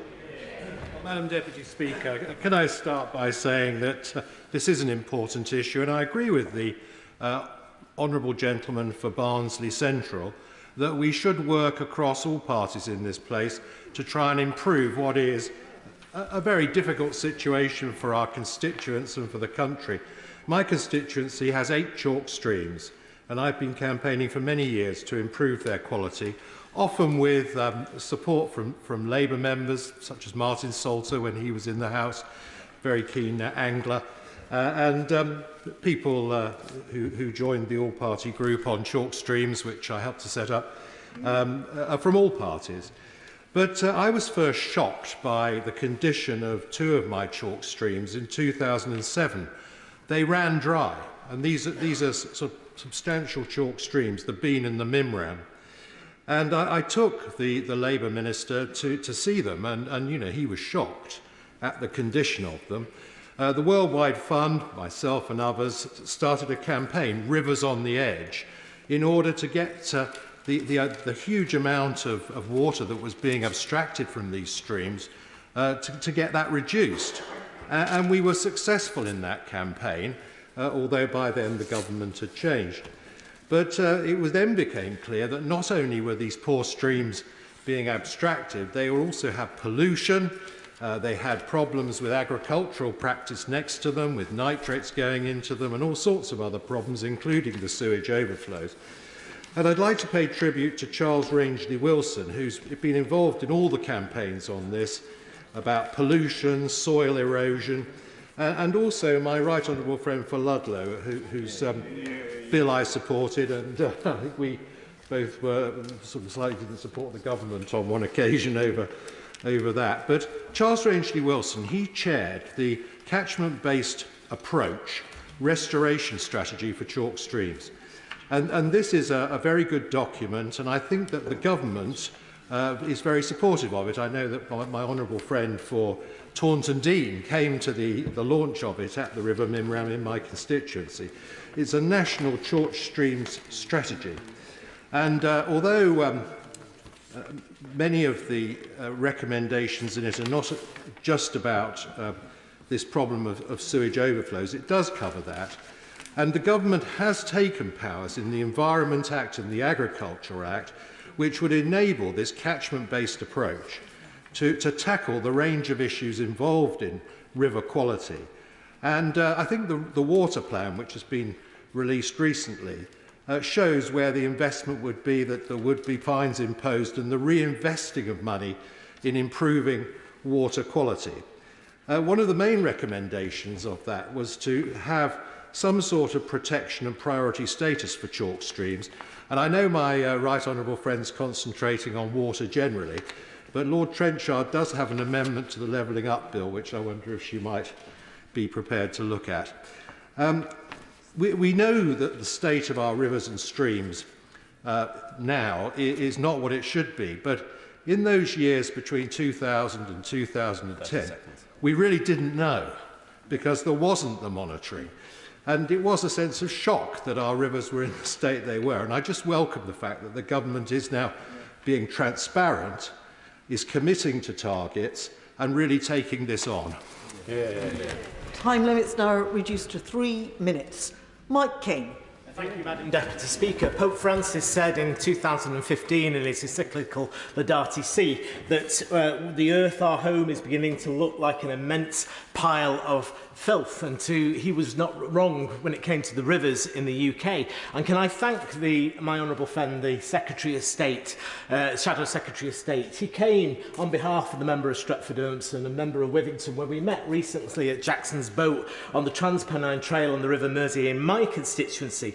And we were met with Jamie Woodward, from the physical geography professor from Manchester University, who's doing so much work for us on the Mersey in our local area. And when we met, we were so pleased to see how well the Mersey was being used by cyclists, walkers. We know that there are kayakers on it, but in my constituency, according to the Environmental Agency data, United Utilities are the worst offender for dumping sewage into our local rivers and coastal waters. And it pains me to say it. I have a great relationship generally with United Utilities. They help with my cost of living events all the time. But almost 70,000 discharges into the regions, into our regional waterways. The smoking gun, the incontrovertible truth, if you like, is the loo roll, the sanitary ware, the baby wipes, bedecked tree roots, branches and plants along the course of the river that I cycle to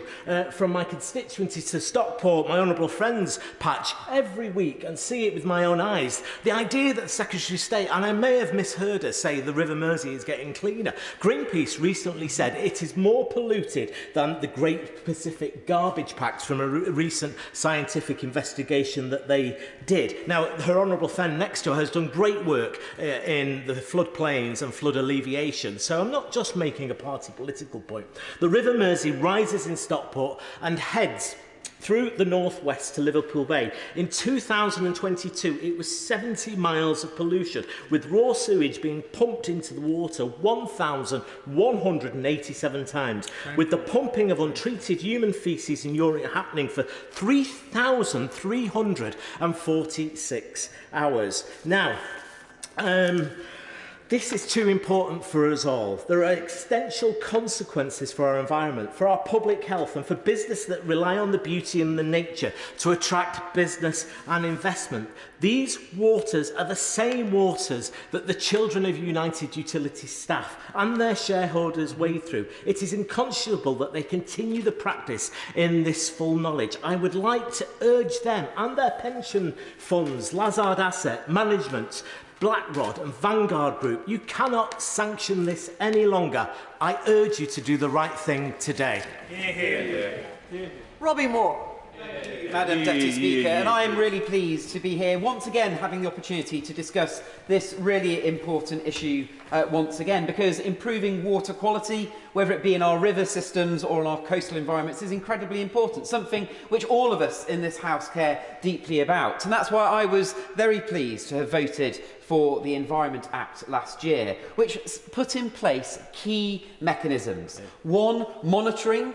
Obligation on all water companies to monitor the water quality and publish real-time data on storm overflows. And we are now at that point of nearly getting to a position where we will have 100% data collection. Two, investment, a requirement on all water qualities to deliver up to £56 billion of capital investment over the next 25 years into improving our water quality. And three, a direction specifically on the Secretary of State to be able to issue a direction on water qualities to ensure that they are enacting their ability to clean up our rivers. And four, immediate investment, a direct investment of up to £7 billion in the next 25 years. All of these great measures, but it has to be noted, Madam Deputy Speaker, all measures which the Labour Party, the Liberal Democrats and the Greens actively voted against, voting against a direct investment of £56 billion in cleaning out our rivers. And that is something that all of us should not forget as we're going through this debate.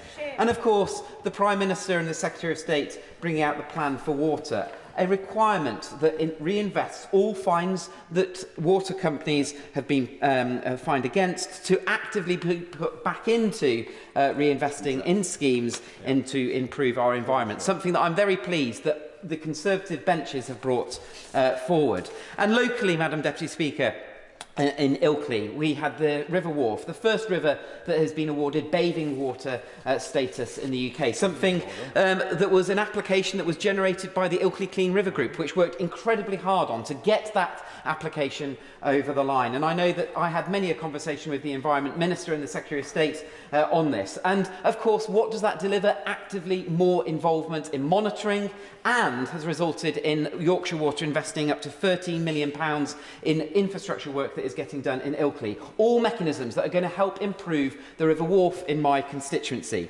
So I am very pleased about the Environment Act, measures that we have brought forward, but I am incredibly disappointed that the Labour Party are using this opportunity to proactively do something that we all on this side of the House are doing already, bringing forward positive measures that are going to help clean up our river systems. And it's disappointing that once again the opposition are choosing to play party politics over something that is much, much more important to our constituents about cleaning up our river systems.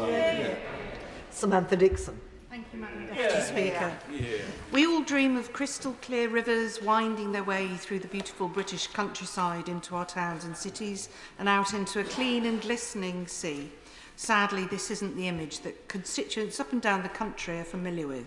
Instead, they're faced with the reality of endless hours of raw sewage being dumped into our rivers. The government has been weak on water companies and soft on sewage. As a result, our rivers and seas are plagued by sewage, agricultural runoff and diffuse pollution.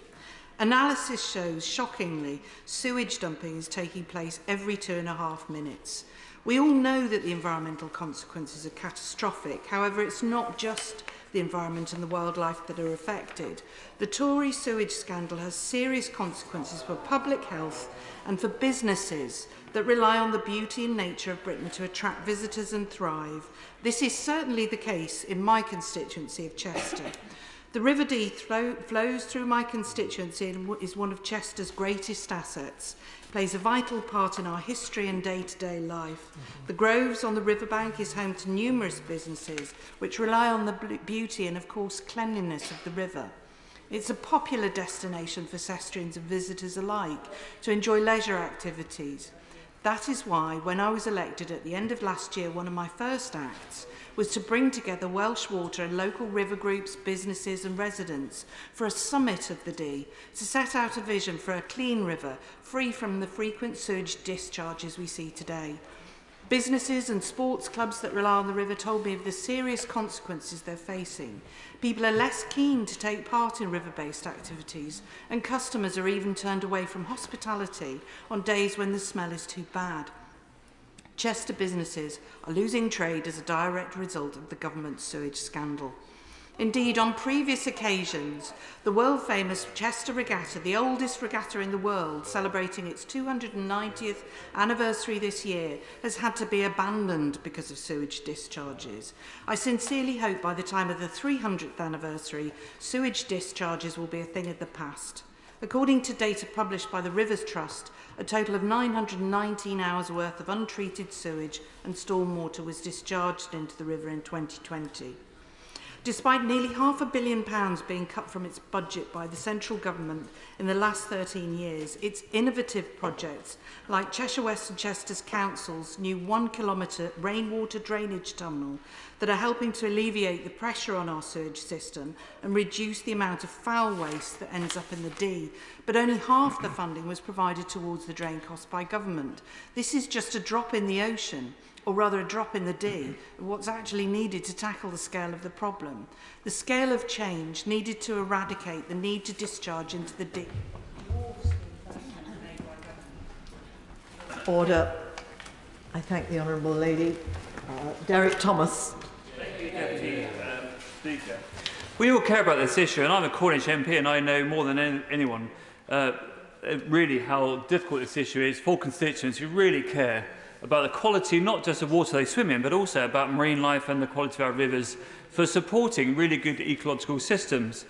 But what we continually fail to debate in this place is not necessarily, we often refer to the water companies and the responsibility they have, but we don't really talk about that what must go into the system has to come out somewhere. And when you ask a small group of children in primary school, they understand that if we were to switch off storm overflows tomorrow, the sewage and all this waste would come up in their homes. So the idea that we switch this off today and appease all our voters is absolutely ludicrous, because they'll soon be arguing and chasing us down the street because of what we've done to their homes. And I'll give you an example. In Cornwall, in order to reduce storm overflows, septic tanks were not able to be emptied last year. This involved care homes that couldn't clean out their septic tanks, private homes, businesses, and it was absolute havoc, and it was driven by a need to clean up what we put on our land, and I absolutely support that. It was driven by the need to reduce storm overflows. I absolutely support that. But it was done in a way that just didn't understand what the immediate implication would be. It was a massive problem, and through a lot of pressure from MPs, we were able to get the Environment Agency to adjust advice in order to allow us to get around this. As a result of that, South West Water are building in massive capacity that treatment plants to store this stuff in times of high waterfall. We need to be really careful that what we ask for doesn't create alternative consequences that actually we would not want to be happening in our own homes and in homes of our constituents. But actually, this isn't about government doing nothing. The Minister will remember conversations I've had with her going back many years, where today, because of her actions and others, £50 million is being spent on the Isle of Scilly alone to clean up the water there, both the water they drink, but also how the sewage is treated and then put into the sea. That is money that is being spent because government forced that to happen and ensured that it happened. I've had money spent in St Ives, Carbis Bay, St Earth, massive amounts of money in St Earth, where the treatment plant is, Mousehole, Newlyn and Porthleven. My experience as an MP is that when you engage constructively with ministers, constructively with the water companies, you can get these things done, and you can get them done quickly, or at least more quickly than was happening previously. I find this whole debate infuriating because it fails to take the broader responsibility of how do we communicate with our constituents about what water use they use? How do we make sure that councils reduce the runoff into combined sewer systems? How do we work with farmers to understand how we can plough differently just to stop water pouring into the water systems? This isn't just about beating up water companies who have, as we've heard, the regulation by this government to correct the problem as soon as we can. Thank you, Madam Deputy Speaker. Thank you, Madam Deputy Speaker. And having discarded my carefully crafted speech, I just want to make a few key points. I want to start by saying I think that the Secretary of State fails to understand just how strongly our constituents feel about this issue of pollution in our waterways. It's one of the key issues that my constituents talk to me about. And not just now, they've been talking to me for a while. In fact, in April 2021, I had a Westminster Hall debate on this very issue as a result of that pressure from constituents. So this has been a consistent theme. This has been followed, of course, by the many debates we had during the progress of the Environment Bill on the extent of action that should be taken on this particular issue. And we know how much public interest there was on that issue. Now, as co-chair of the Water APPG, I have the chance to speak regularly to water companies, not just my own, and to the regulators to find out what is happening. So I know about the changes that are being proposed.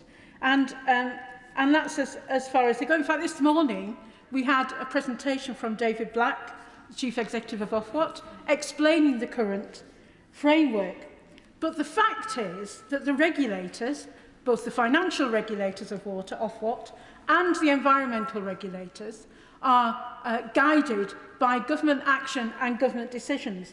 And frankly, I believe that we're not going far enough and fast enough in resolving this issue of combined sewage overflows. How can it be right that there's another 27 years to go before we actually reach a state where we've resolved this problem? So I think the government plans are lacking ambition and should go further. And in the end, as I said, it's government which sets those parameters of regulation. And the fact is, as I said, that the government lacked ambition, and our constituents want to see improvement much earlier than is being proposed. They want to be able to bathe in rivers and seas without fearing that they're going to be contaminated by sewage overflow and effluent. And that's why I am supporting Labour's plan to act much more swiftly and end this scandal of sewage discharges into rivers and seas. And I hope the government will step up their actions to make sure that the scandal ends. Thank you. Duncan Baker. Mr. Speaker, the very reason that we are actually standing here today is thanks to the work of the Environmental Audit Select Committee, and that is the work that was largely led by the Honourable Member for Ludlow, who is far too modest and is not in his place at the moment to take a lot of the plaudits of why we are here now. When I have constituents that talk to me about sewage dumping into the sea, I have to say that 9 out of the 10 times I'm challenged, it's very sad to see they have not been given the proper information in front of them. And the only thing that has been pumped out to them is largely disingenuous mischaracterisation of what is a very deeply serious issue. And after the recent weeks of gutter politics from the party opposite, it seems that they haven't changed their spots today. And it is, in many cases, dangerous for MPs to have some of the accusations levelled at them. What we should be doing today is being responsible and showing what the government really has done. And as a member of the EAC, it was our work that brought it to the government's attention of the appalling conduct of the water companies, the lackadaisical behaviour of the Environment Agency, and it was the work that we put in that largely then led into the strengthening of the Environment Act and what we have today. All courtesy of the Water Quality in Rivers inquiry inspired by my friend the member, as I mentioned. Now, of course, CSOs must be phased out, but you simply cannot do that overnight, not unless you want to see rainwater and sewage mixed together coming up through our Victorian network into our homes and streets. But the fact is that we didn't know what was happening with any great visibility until the EAC shone a light on it. And our job in this House is to be responsible legislators. We cannot vote for unworkable pieces of law, and the Duke of Wellington's amendment that led to this whole debate was unworkable. We cannot use and we cannot turn off CSOs after heavy rainfall tomorrow. It isn't feasible. What is feasible is the plan of action that we now have going forward. Now, in my constituency, we have been responsible. Anglian Water are investing £30 million in infrastructure to improve sites across my region, including dealing with sewage outflows as well. And it's the responsible action of this government that puts us well ahead of many other countries across the world, including in Europe, France and Germany. And if there is just one statistic that I would leave the party opposite with today, it would be that it is a Conservative government that have increased the percentage of bathing waters classified as good or excellent from 76% in 2010 to 93% in 2022. That is a record of serious improvement, and the plans that we have set out in our new plan for water is a serious step forward in us tackling this problem. Rosie Duffield. Thank you, Madam Deputy Speaker. To be frank, for the last 3 or 4 years, my team and I have had to discuss excrement on an almost daily basis. It's the stuff ruining the lives of my constituents in Whitstable. In a coastal town like ours, so much of course revolves around the sea. Our sailing clubs, seafood and hospitality businesses, our reputation as a top British tourist destination. Whitstable is always thriving, busy with dog walkers, boats coming and going, visitors enjoying a pint in the Neptune or a tub of locally caught whelks with their chips. But there are days when regular swimmers and sailors just cannot enjoy our waters at all, and we can see this happen far too often. So-called rare storm events are not at all. We haven't had any storms, yet Southern Water have again been releasing sewage into the sea continuously this weekend for 24 hours straight. Why?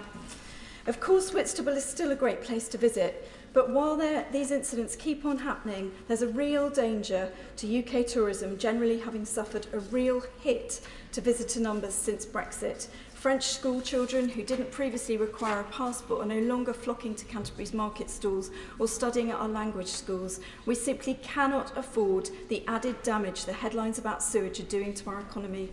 But it seems not everyone is suffering. Those at the top of these water companies can probably afford to holiday elsewhere, while my constituents, whose incomes have taken a considerable hit, are expected to pay their water bills in full.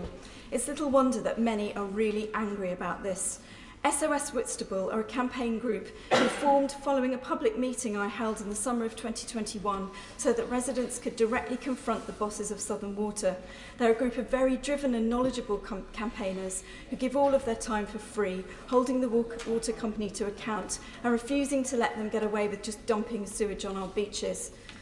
They recently appeared in Paul Whitehouse's excellent must-watch BBC documentary, Our Troubled Waters, and I'd urge anyone who wants to understand more about this situation to watch it on catch-up. SOS also started a petition which we recently handed into number 10. It calls on the government to consider renationalising the water industry. So please, I have asked 3 Secretary of States to come and visit our town and hear from residents exactly how they're affected. Please come and take me up on that offer. Listen to our sailors, our swimmers and our tourist businesses. Thank you very much. Sherilyn McCraw. Thank you, Madam Deputy Speaker. Most colleagues on these benches, myself very much included, have had a fair bit of what I like to call online sewage since the last landmark Environment Bill was passed. Not least since the Duke of Wellington's amendment was read in this House. And I have to say that opposition parties like to talk the talk, but they're not actually walking the walk, which is what this government is doing. I served on the Bill Committee for that Environment Act, and I was so proud to do so because it was a landmark piece of legislation, and it was the first time that any government was going to actually tackle this problem. And I have to say, Madam Deputy Speaker, that the opposition members that were on that Bill Committee did not say anything like the things they like to say in the chamber today. They were constructive, and we all came together like a good Bill Committee should to try and make the best possible piece of legislation that they have. Now, speaking as somebody who likes to swim in the sea and have done since I was a kid, anybody else that grows up near the sea will remember, if they're truthful, that they will have swum past, I'm sorry to say, tampons, sanitary towels, actual faeces in the water. Now, this isn't just around Cornwall. I grew up in the northeast off Scarborough, and that was happening there as well. Some of the surfers in Cornwall, by the way, joke that in the 1970s they used to go to the toilet at the top of their village and then watch it come out through the sewage when they got down to the bottom. And this is not a lie. This actually happened. So to say that this is a Tory sewage crisis is absolutely ridiculous. This is a Tory sewage solution that we are seeing, because finally we're actually grasping this and we are getting to the nub of the problem. So last October in St Agnes, we saw there was a big runoff. It made national headlines, and it was videoed, and it looked awful. And we learned, by the way, Madam Deputy Speaker, that that was actually runoff. Now, we have to believe that because this is what South West Water say and this is what the Environment Agency say. But my constituents are convinced that it was more than that because of the smell that they smelt. And so I would make one plea to the work that the Secretary of State is already doing. Can we have better testing and faster testing for these overflows when we're not sure what is happening? Because if we knew what was in the water, then we could have a more positive campaign by local authorities and water companies that say that actually this water is now safe to swim in, you are not going to get ill from this. And this is what I hope the work that we're doing now will lead to. South West Water is doing a lot of works around the Falmouth Treatment Works, amongst others, Old Hill, 24 North Parade, Prince of Wales Pier. 13.2 million is going to be spent by 2025 and 40 million by 2030.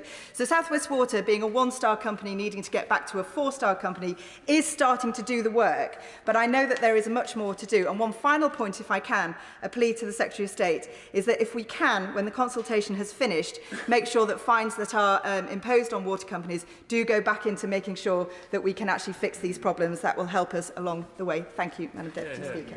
Cat Smith.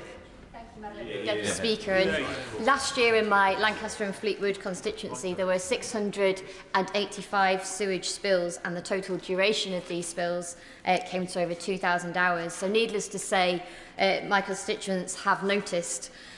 I was recently contacted by 85 Year 5 pupils from Merside Primary School in Lancaster who are particularly concerned about pollution in Lake Windermere and the impact it's having on wildlife and the environment. And I want to give a voice to those youngest constituents of mine today. One pupil, Karina, says it feels like the lake is no longer a tranquil body of water, it's just a mass of raw, grotesque sewage. They inform me that the Ambleside Sewage Treatment Works is built for 5,000 people, even though millions visit the area every single year. And they worry that the situation is getting worse and highlight that in 2016 there were around 100,000 hours of spills by the water companies in England, but yet by 2021 this had increased to 2.5 million. My constituents are troubled by the impact that the situation is having on local wildlife. They're especially troubled by the number of dead fish which have been seen in the area and the knock-on impact this will have on birds such as kingfishers. My young constituents are angry at the £600 million in profits made by United Utilities, which the pupils feel should be spent on addressing sewage spills in Lake Windermere. They do, however, accept that United Utilities are investing £40 million to try and address some of these problems, but as James from Year 5 prospectively highlights, intelligent people know that they could be investing a lot more, especially given their profits. And Anya says it's too little, too late. Very good. The pupils highlight that this does not only just affect animals. Yes, they're worried for their pets, especially the dogs that wade in Lake Windermere, but also for the impact on people. Freya highlighted that innocent little children who go paddling in the sewage-filled lake could end up becoming sick and have diarrhoea, ending up going to hospital. And Evie asks, is it acceptable to put raw sewage into our lakes, or should the government put a stop to it? My view is that government should put a stop to it, and I would be grateful if the Minister could answer Evie's question in her response. No one should have to worry about whether they're able to enjoy our areas of outstanding beauty if they're encountering raw sewage by taking a dip in our waters. No business should have to worry about Tory-sanctioned sewage dumping impacting their trade. And if Tory MPs fail to support this motion today, they will be voting again to continue dumping sewage. And it is clear from the letters that I have received from over 80 children in my constituency that they can see that this would stink. Tom Randall. Gedling's southern border is the River Trent between Colic and Burton Joyce. It's popular with boaters, walkers and fishermen. It's probably one of the prettiest parts of my constituency, and other parts like Gedling Village, which has the Ouse Dyke running through it, makes the places great places to live. And there is a legitimate public concern about the quality of the water in those places, and that is a concern that I share. Now, listening to some of the debate this afternoon, one might think that no sewage has ever been dumped in a river before 2010, which of course is not the case. The problems that we're dealing with are a legacy of a combined Victorian sewer system that carries both waste and surface runoff.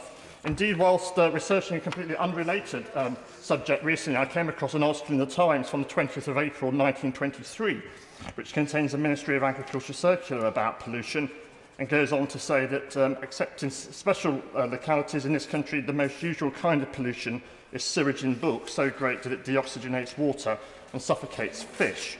Fortunately, I think our river quality has moved on quite a way since then, and certainly in Colic, just a couple of hundred yards beyond the boundary of my own constituency, they're building a new salmon fish pass because of the increased number of salmon in the River Trent, which is a good sign. But I do acknowledge that there is a serious problem to solve. So I do welcome the Storm Overflow Discharge Reduction Plan and the Plan for Water, which will deliver £56 billion of investment to reduce storm overflows, prosecute polluting water companies, introduce unlimited fines and increased and better monitoring. And I do understand there will be a concern about whether this is fast enough, and there will be many who are feeling that it isn't. But government is about difficult choices. We could stop storm overflows tomorrow by stopping the surface runoff, but I understand that doing so would cause 140,000 homes in the Severn Trent water region to be liable to flooding, which would be an unacceptable solution. We've heard also this afternoon about introducing uncosted measures, which could triple the cost of a water bill, which, given the cost of living issues that we're facing at the moment, would be equally unacceptable. So, Madam Speaker, I'm not prepared to back motions that will increase water bills at this difficult time or cause these unconscionable consequences, but we do have a detailed, costed plan which will make a difference to the quality of our water, and I say that we stick with it. Navendu Mishra. Thank you, Madam Deputy Speaker. I wanted to start by highlighting the powerful contributions made by Greater Manchester Neighbour from Oldham, the Shadow Secretary of State, and the member for Wythenshawe and Salies, who sat behind me. Both of them highlighted important points that we face in Greater Manchester. According to Environment Agency data last year, United Utilities, the water company that covers the northwest of England, was the most polluting water company of them all. Despite that, the outgoing chief executive made £1.4 million in the sale of shares in the business. This gets to the heart of the problem that without government holding private water companies to account with the existing legislation and creating new mechanisms to do so, they are rewarding catastrophic environmental damage. How is it the case that since privatisation, water bills have risen by 40%, yet £72 billion has gone to private water company shareholders? Indeed, much-needed investment in infrastructure has fallen by 15%, and according to the Financial Times, English water companies leak about 20% of water supply, compared with just 5% in Germany. And unlike United Utilities and Yorkshire Water alone, they were responsible for 124,000 sewage spills by water companies in England last year. That accounts for 40% of the number recorded. But the reality is that these private water companies are simply allowed to get away with it because of a combination of both lack of ambition and the deliberate defunding of the Environment Agency, as the Conservatives have done with other public bodies. I'm aware that in August last year, the government published its Storm Overflows Discharge Reduction Plan in August, which requires water companies to reduce discharges into designated bathing water and high-priority nature sites. Yet there is one glaring omission. Where is a plan to eliminate sewage dumping into a natural environment? And why should my constituents and those of members across this House have to reach further into their pockets to cover rising bills when it is the rule-breaking bosses that should pay the price? Last year, River Mersey that runs through my constituency had waste dumped in it almost 1,000 times, triggering an inquiry from Stockport Council. And only last week it was reported that in Stockport Borough, plans to plant a new woodland have been cancelled after it was discovered that the field was so saturated with sewage the soil could be too toxic for the trees. In March, the Industry and Regulatory Committee reported on the water industry, found that Ofwat and the Environment Agency must go further to hold water companies to account for environmental pollution through penalties and prosecution. It further stated that in order to do so, the government must ensure adequate funding is available, but that again is part of the problem. According to analysis by Trade Union Prospect, the government's grant for environmental protection is currently 56% lower in real terms than it was in 2009-2010. And without that enforcement, water companies are allowed to self-report breaches of permits that allow them to release raw sewage in exceptional circumstances via storm overflows. But evidence suggests that water firms were responsible for 10 times more sewage dumping than they were disclosing. We have seen consistent rule-breaking and increasing risk to public health and our leisure sites polluted and the undermining of both Ofwat and the Environment Agency. The Labour Party has a plan to tackle this head-on. Why doesn't the government? Thank you, Madam Deputy Speaker. Stephen Crabb. Thank you, Madam Deputy Speaker. I support ambitious targets for reducing sewage discharges. I support stronger regulation of the water companies. I support stricter enforcement and penalties for water companies found guilty of discharging sewage into our waterways. And that's why this afternoon I'll be supporting the government's very clear, very practical plan that sets us on a course for achieving all of those aims. Now, this is an issue, Madam Deputy Speaker, that really matters to me. It matters to my constituents in coastal Pembrokeshire.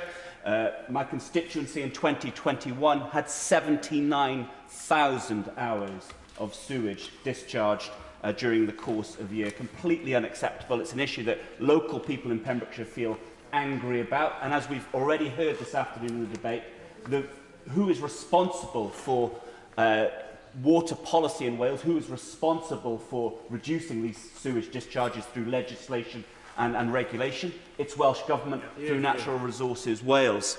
And it's dismaying to me, Madam Deputy Speaker, that this really important issue, which should be tackled on a cross-party, pragmatic basis, has been reduced to, again, a political football this afternoon. And we know it's a political football because Labour have been briefing the media. I read in the newspaper this morning that this was part of a plan for their local election strategy. It's got nothing to do with tackling the environmental problems in our constituency. It's a clever weave, at least they think it's clever, to help them get a few more votes at a local election. And I think it does a huge disservice to those people, those campaigners in all of our constituencies who've taken the time to write to us and talk to us about these issues over recent years. And not just recent years. Surfers Against Sewage has had a presence in my constituency for 30 years. They've been talking about this for decades, and I think it is a really healthy thing that it's now right at the top of the political agenda, and I think it's down to the hard work of a lot of grassroots campaigners that we've got to this point. I won't go into too much more detail about the situation in Wales. Suffice to say, Madam Deputy Speaker, when we had the debate about this last year, when we were voting on this, Welsh Government, who are normally very keen that everyone should be aware of the issues and policy areas that they're responsible for, kept their heads way down. They didn't want people in Wales knowing that they have legislative responsibility for water policy in Wales. And so I wrote to the Minister, Madam Deputy Speaker, asking Welsh Government, what is the plan? We know what the plan is for England that UK Government are putting together, but where's the plan for Wales? I had a letter back, Madam Deputy Speaker, saying that replacing all the existing CSOs would be a long-term, multi-billion-pound project, be very carbon-intensive and take many years. Instead, the Welsh Government is looking at nature-based solutions. They also say in their letter that they don't feel it's necessary to replicate the approach being taken in England. And yet the bill in front of us this afternoon suggests that that is Labour policy. It isn't. We need a better approach to this. Claudia Webb. Madam Deputy Speaker, the water industry is a classic illustration of the harms of privatisation and the contradiction of a government that claims privatisation is more efficient while giving companies free rein to profit by damaging the environment. In 2021, Severn Trent Water, the water company in my constituency of Leicester East, was fined £1 million for a 2018 raw sewage discharge that lasted 4 hours and £500,000 for a separate incident. The previous year, the firm had been fined £800,000 for similar issues. But by 2020 and 2021, Severn Trent Water discharged untreated sewage into our waterways and seas 60,000 times, with an average duration of almost 10 hours per incident. Despite this, the company boasted that it had received the government's highest 4-star rating. Severn Trent's chief executive is now incredibly advising the government on water, waste discharges and biodiversity. At the same time as it pollutes, Severn Trent is paying out huge dividends to shareholders, including almost recently a payout of 43p per share on more than 254 million shares, more than 109 million to wealthy investors, and it pays out dividends twice a year. Severn Trent Water was only the third worst offender in England among water companies. According to the most recent DEFRA data, there were more than 370,000 sewage discharges a year, yet fines are rarely imposed. The foxes are running the chicken coop. The government describes Severn Trent's actions as completely unacceptable, yet is rewarding them for their recklessness. Madam Deputy Speaker, it is evident from these figures that the privatisation of the UK's water supply is a disaster for our people who pay a heavy price in financial terms and in quality of life, and for nature and our environment. For everyone, in fact, except the water companies themselves and their investors who make millions while they pollute. It is clear the only real solution to this situation is full renationalisation, so that those running services are accountable and any surpluses can drive reinvestment and lower bills instead of fattening corporate profits and offshore bank accounts. Thank you, Madam Deputy Speaker.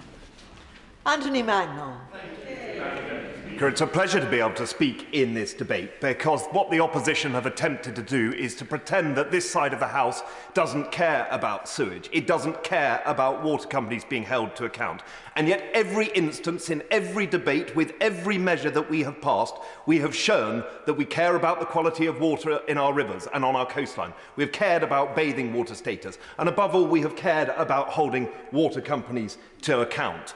And this is not a moment to say, job done, well done, move on to the next issue. It is a continuing, rolling issue that we will have to address to ensure that we are providing the reassurance to constituents, and that our constituents can have a reassurance or they can have a reassured view of water companies, because all the measures that we have done to date are exactly what the bill the opposition are proposing to deliver today have put in place. For instance, they talk about dividend payments. Dividend payments are already being restricted by Ofwat's new measures. They talk about a new regulator, a costly thing to try and change, and yet we've given Ofwat the teeth to take action against water companies that fail to deliver. We've implemented the ability to put criminal fines and put directors and CEOs into jail if they do not deliver. We have also offered the opportunity to put unlimited fines on water companies under the polluter pays principle. They say we take no action, and we prove a list of legislative deliverance, Madam Deputy Speaker, that is already in place, that is already being impacted and implemented across our respective constituencies. And we've also asked for a £56 billion investment that doesn't put the cost on our constituents at a time of difficulty, but it requires the water companies to take action. Again, a balanced approach that will see us deliver and clean up our waterways and ensure that we have better biodiversity and even more bathing water status. And then we come to the point about monitoring, Madam Deputy Speaker. It's extremely easy to pat yourself on the back in 2009 and 2010 when there was such limited monitoring systems across the United Kingdom. And yet now we have 90% monitoring, set to be 100% by the end of this year. And we can point to the problem and point to the solutions and show that we are delivering them, because that is exactly what this side of the House is doing. It's already been said by my friend in Cornwall, this is a Tory solution to the sewage problem, and we should be proud of that. Madam Deputy Speaker, I have already taken South West Water to task and will continue to do so. They have a lot more to do to regain the confidence of the British public, especially in the South West. I've been taking them round to do town halls in Brixham. This Thursday I will be taking them into Totnes, I'll let you know how I get on, to talk about what is being done in the local area, to try and rebuild that confidence, to show the work is being done. But I have to say, when we politicise this issue, we do it at a detriment, because there is a proud record to show. Joe Hopkins. Thank you, Madam Deputy Speaker. And we have the shameful situation where not one English river is classed as being in a healthy condition. None meet good chemical standards and few meet good ecological standards. And I know many colleagues' constituencies have been greatly impacted by the mismanagement of our waterways, but still in Luton South there were 12 spills totalling 9 hours last year. And in Luton we're particularly proud to have the River Lee, a chalk stream which rises in the neighbouring constituency of Luton North and flows all the way through Luton South and down ultimately to the River Thames. Chalk springs are pure, clear, constant water from underground chalk aquifers and springs. 85% of the world's chalk streams are in England, and they are one of the planet's rarest habitats. And they are vulnerable to drought, we heard earlier, and illustrated by the 2019 drought, which dried out 67% of those in the Chilterns. So we do need to see government commit to protecting the future of chalk streams. But sadly, we know that the Conservative government record on water quality more widely is one of polluted waters and open spaces. Since 2016, there have been 1,276 years' worth of raw sewage dumped into British waters. And in 2022 alone, there were 824 sewage dumps a day across the country. And despite representing a landlocked constituency many miles from the sea, I know how important our coast is to many in our Luton community. Not everyone has the means to holiday abroad, and for many families, a trip to the seaside is the highlight of their summer. Every child deserves to be able to enjoy playing on the beach, paddling in the sea, safe from harm. So the government cannot shirk responsibility for this failure. During the passage of the Environment Act, Conservative MPs had the opportunity to support a Labour-backed amendment that would have brought an end to sewage dumping. However, instead of putting the country and our communities first, Conservative MPs walked through the voting lobbies to block these changes and voted to continue the Tory sewage scandal.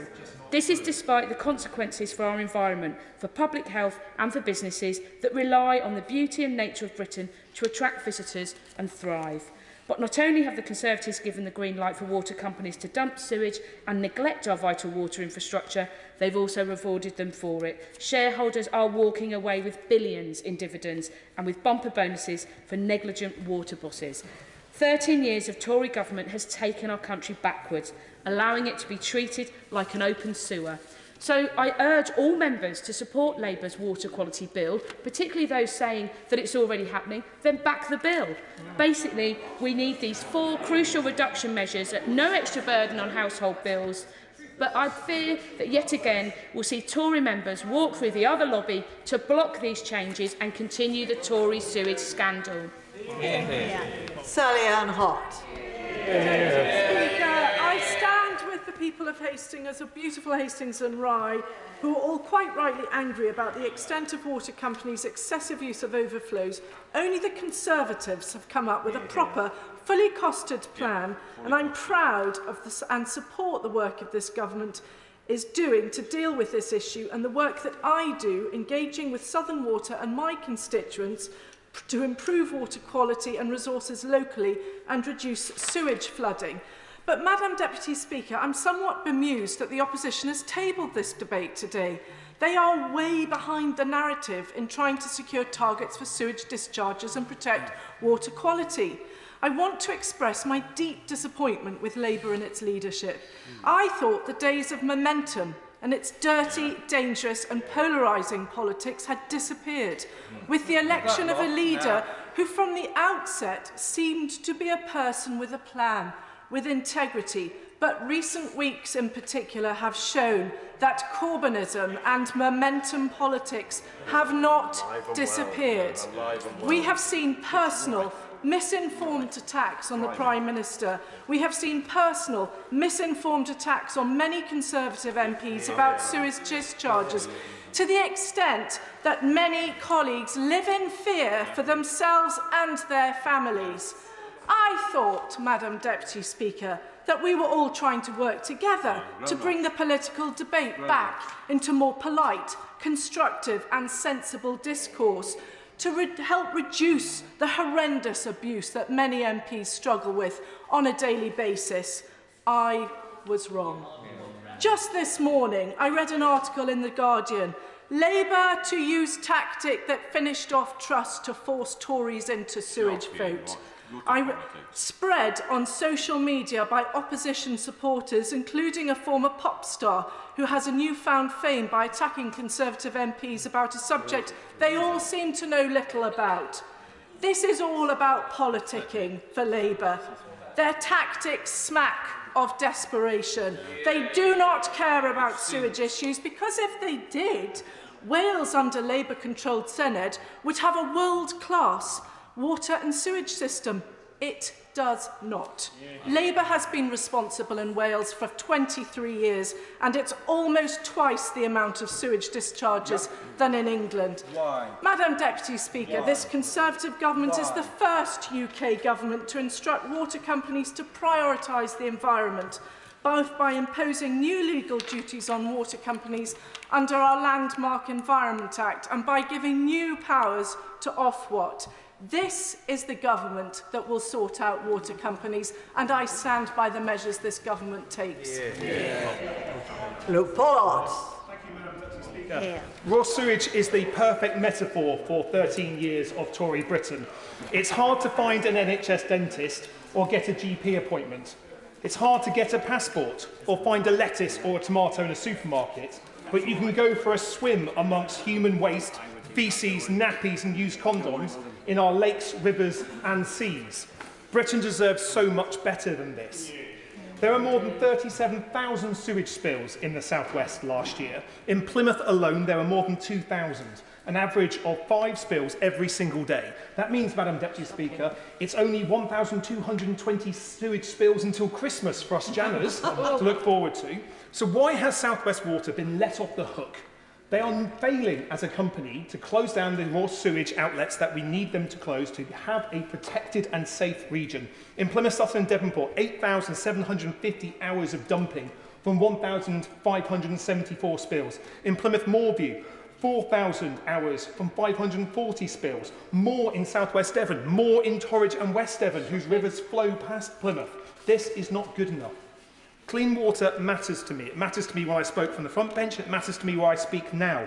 In 2017, I proposed that Plymouth Sound be designated as the UK's first ever national marine park. In 2019, we achieved that status, and thanks to £10 million of Heritage Lottery Fund money, we're improving access to the water, celebrating Plymouth's maritime history and cleaning up our waters.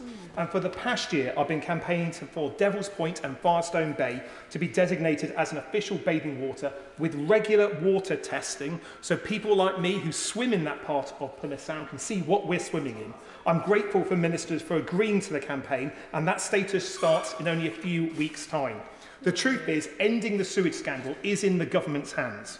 They can mandate investment in closing raw sewage outlets in water company business plans. They can introduce automatic fines for sewage dumping. They can introduce mandatory monitoring for all sewage outlets and make sure each one of those monitors is working. They can introduce legally binding targets to end 90% of raw sewage discharges by 2030, and they can prioritise river and sewage in the next set of business plans. But they can do more. They could introduce more stormwater retention tanks, more automatic fines and real-term data so we can see what's happening. And they can close the gap between a spill and a fine that takes many, many years to deliver. I would also like to see more of that money that is fined go to improve our environment. Higher levels fines nearly all go to the Treasury. We need more going to our environment to improve it along the way. Thank you very much, Madam Deputy Speaker. Dr. Ben Spencer. Madam Deputy Speaker, I think we can all agree that sewage flooding is revolting, and few people know this more than my constituents in Thorpe, who've already experienced it twice in their gardens and home this year. Yet what Labour and the Lib Dems fail to mention is that if we were to simply click our fingers and ban sewage overflows into rivers, the result would be many more households experiencing sewage flooding as it backed up into their homes at a time of flooding or heavy rainfall. No one wants sewage overflowing into our rivers either, and it's clear that there's been a lack of investment in sewage infrastructure over decades, which has led to this situation. But rather than knee-jerk reactions, uncosted plans aimed at political campaigning and PR, we believe in working towards long-term solutions to protect our rivers. That's why we passed the Environment Act, which introduced new targets, measures to require water companies to take action. That's why we're legislating to enshrine these targets into law, ensuring they're deliverable and cost-effective for bill payers. That's why I work closely with Thames Water and the Environment Agency to address flooding and water quality issues in Runnymede and Weybridge. It's why I press for infrastructure investment to prioritise high-use areas such as mine, so that we can deliver improvements to the maximum number of people as soon as possible. It's why I visited local sewage treatment works and pressed for modernisation that will reduce local sewage overflows. And it's why I support the 500 million, of which 250 million coming from the government, 250 from Surrey County Council, money going towards the RETEM scheme that will protect thousands of homes and businesses locally from flooding. And it's why I will continue to campaign for practical, affordable solutions based on the needs and experiences of residents in Runnymede and Weybridge. Opposition proposals during the passage of the Environment Act would have cost between 150 600 billion, and even then achieving the improvements that were being promised may have proven impossible. Do they really believe that headlines today is worth thousands of pounds in household bills each year? Do they really want to stop overflows and instead flood people's homes? Or will they finally put sound financial planning, sustainability and affordability above spin and support our plans to improve water quality without the awful consequences for residents that their plans would cause? Rebecca Long-Bailey. Madam Deputy Speaker, according to the Rivers Trust, in Salford alone, our waterways have been littered with thousands of hours' worth of sewage discharges in 2022, and it will take more than the government's fluffy and toothless targets to fix the problem. Indeed, the water industry has already been regulated since it was privatised in 1989, and fining many water companies millions of pounds has demonstrably not affected their behaviour. Certain water companies have actually tried to claim in court that they're not public authorities and shouldn't have to publish data on sewage. And years of chronic underfunding of the Environment Agency and inaction by the regulator Ofwat has meant that there's been an inability to enforce even the menial regulation that's available to us in this country. Indeed, it's left to individuals themselves and organisations to try and enforce. But even when they do, they're met with hurdles. Indeed, United Utilities sought a declaration that would effectively bar people from bringing private claims against water companies that dump sewage into rivers and seas. And United Utilities won a case in the Court of Appeal most recently. And this has meant that any water company can effectively dump sewage into waterways in England and Wales without fear of being sued in the civil courts by landowners, angling clubs, swimming clubs, wildlife groups, residents and any other groups with an interest in the land. So action is needed, and my honourable friend's plan is a sensible and effective one, and I hope that the whole House supports his motion today. But beyond this, I'd urge all colleagues to examine the bigger picture as to why we're actually in the situation we are today and how we can actually ensure long-term sustainability of the water sector. Privatisation has meant that water bills have increased by 40% in real terms. We've seen £72 billion paid out in dividends to shareholders since privatisation, and that's almost half as much as the money that they've spent on upgrading and maintaining water and sewerage systems. And you know, the galling fact is that the private sector paid very little for these companies when they took them on in 1989. And the truth is that privatisation of our water industry was wrong. It's been a complete failure for the British public. So if we're serious about tackling this ecological disaster, we do need to support the opposition's motion today. But ultimately, we need to have a serious discussion about bringing our water industry into public ownership for the public good. Gagan Mohindra. Madam Deputy Speaker, I've previously spoken in this House about my beautiful constituency, South West Hertfordshire. We have the River Chess, the Aquadrome and the Grand Union Canal, and we're very fortunate that the beautiful waterways we have in the constituency. I've had many constituents contact me about this particular issue. I know that politics being politics, the opposition have used this as a bit of a political football. Members on this side will remember the Duke of Wellington amendment and how we were polarised for actually doing what we thought was best by not agreeing with bankrupting water companies up and down the country, but actually supporting a plan that was viable. It's incumbent on all of us in this place to make sure that any laws that we create are enforceable and actually implementable. More locally in South West Hertfordshire, I've held regular meetings with Thames Water, and I know the government has fined them extensively for their discharge of sewage, over 35 million between 2010 and 2023. I continue to make visits both in Maple Lodge sewage treatment works, but also Aylesbury, which feeds into my constituency. My residents are rightly angry. They look at this issue at a glance with the headlines, and it's easy to understand why. The Victorian drainage system, as many colleagues have mentioned, is one of the key aspects that we need to sort out. But as my honourable friend said earlier, the reason why we allow discharge in the first place is to prevent discharge coming up through people's toilets and into their homes, because that is even worse than, unfortunately, the damage caused by discharge into our rivers.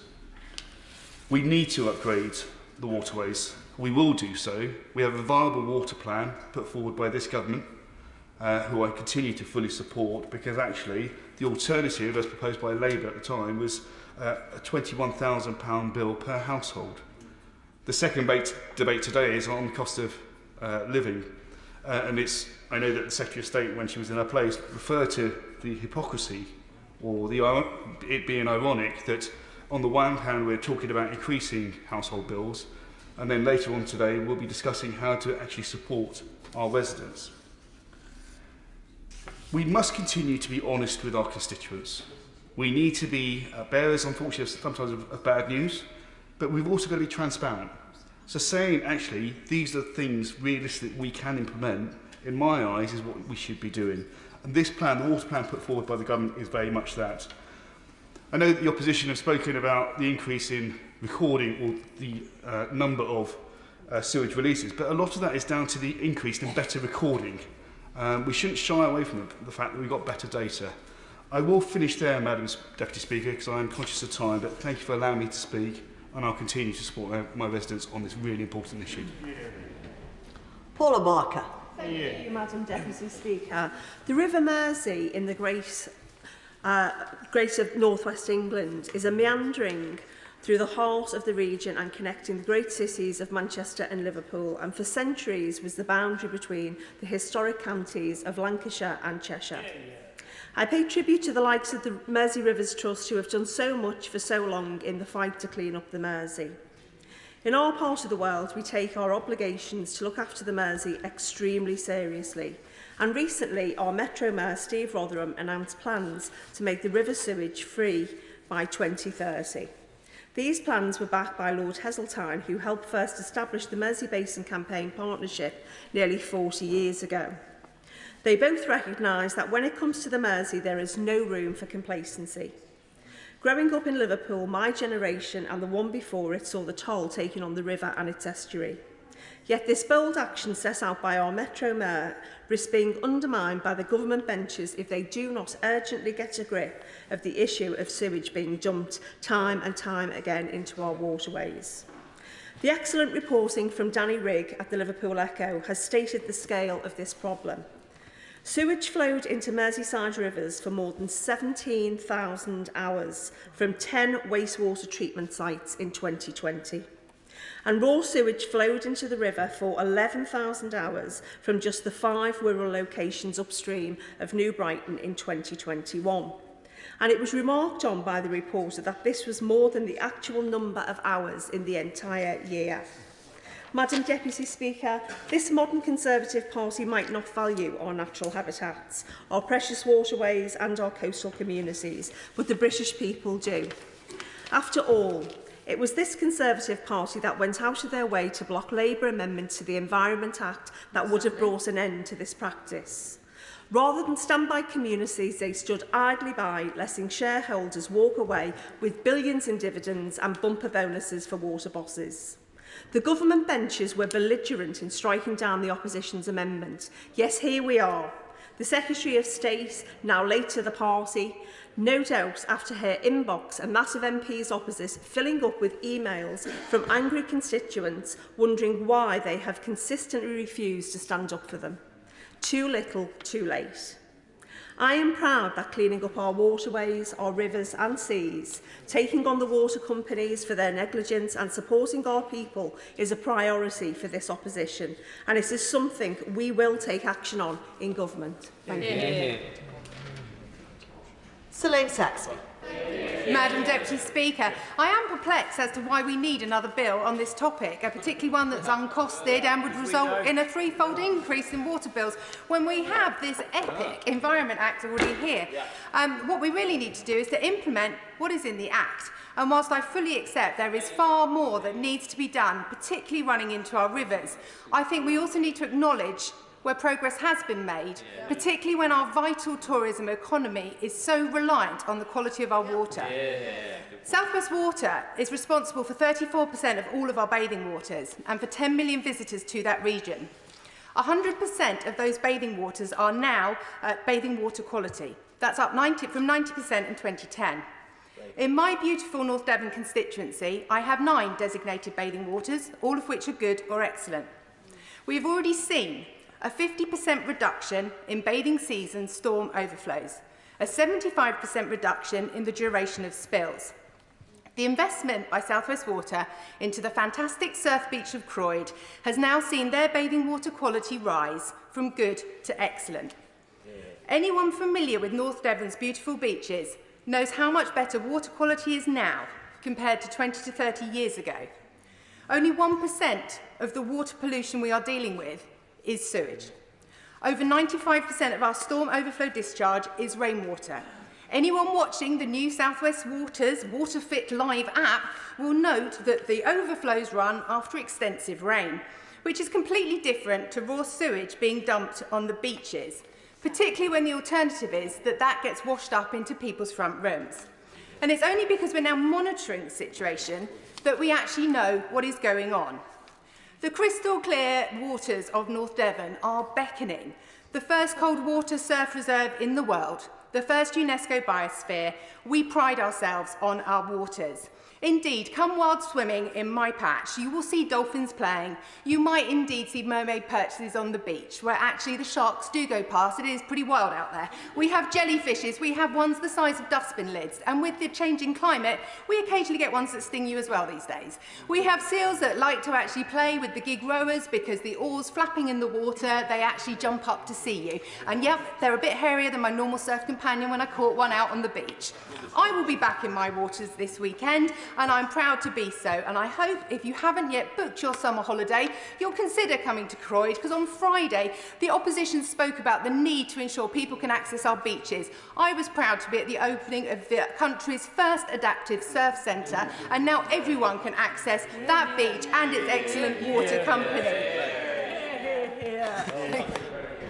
Matt Rodder. Thank you, Madam Deputy Speaker, and it's a pleasure to be able to speak in this afternoon's debate. Before I start, I would also like to thank the Angling Trust, Surfers Against Sewage, obviously paying tribute to their work in coastal areas and inland, and many other groups who are campaigning on this very important issue. And I would like to take this opportunity to talk about a really unpleasant incident which happened in my constituency and in neighbouring parts of Berkshire, which unfortunately illustrates the scale of the problem and the nature of what we're dealing with, and indeed the need for urgent action, far more so than has been committed to by the government.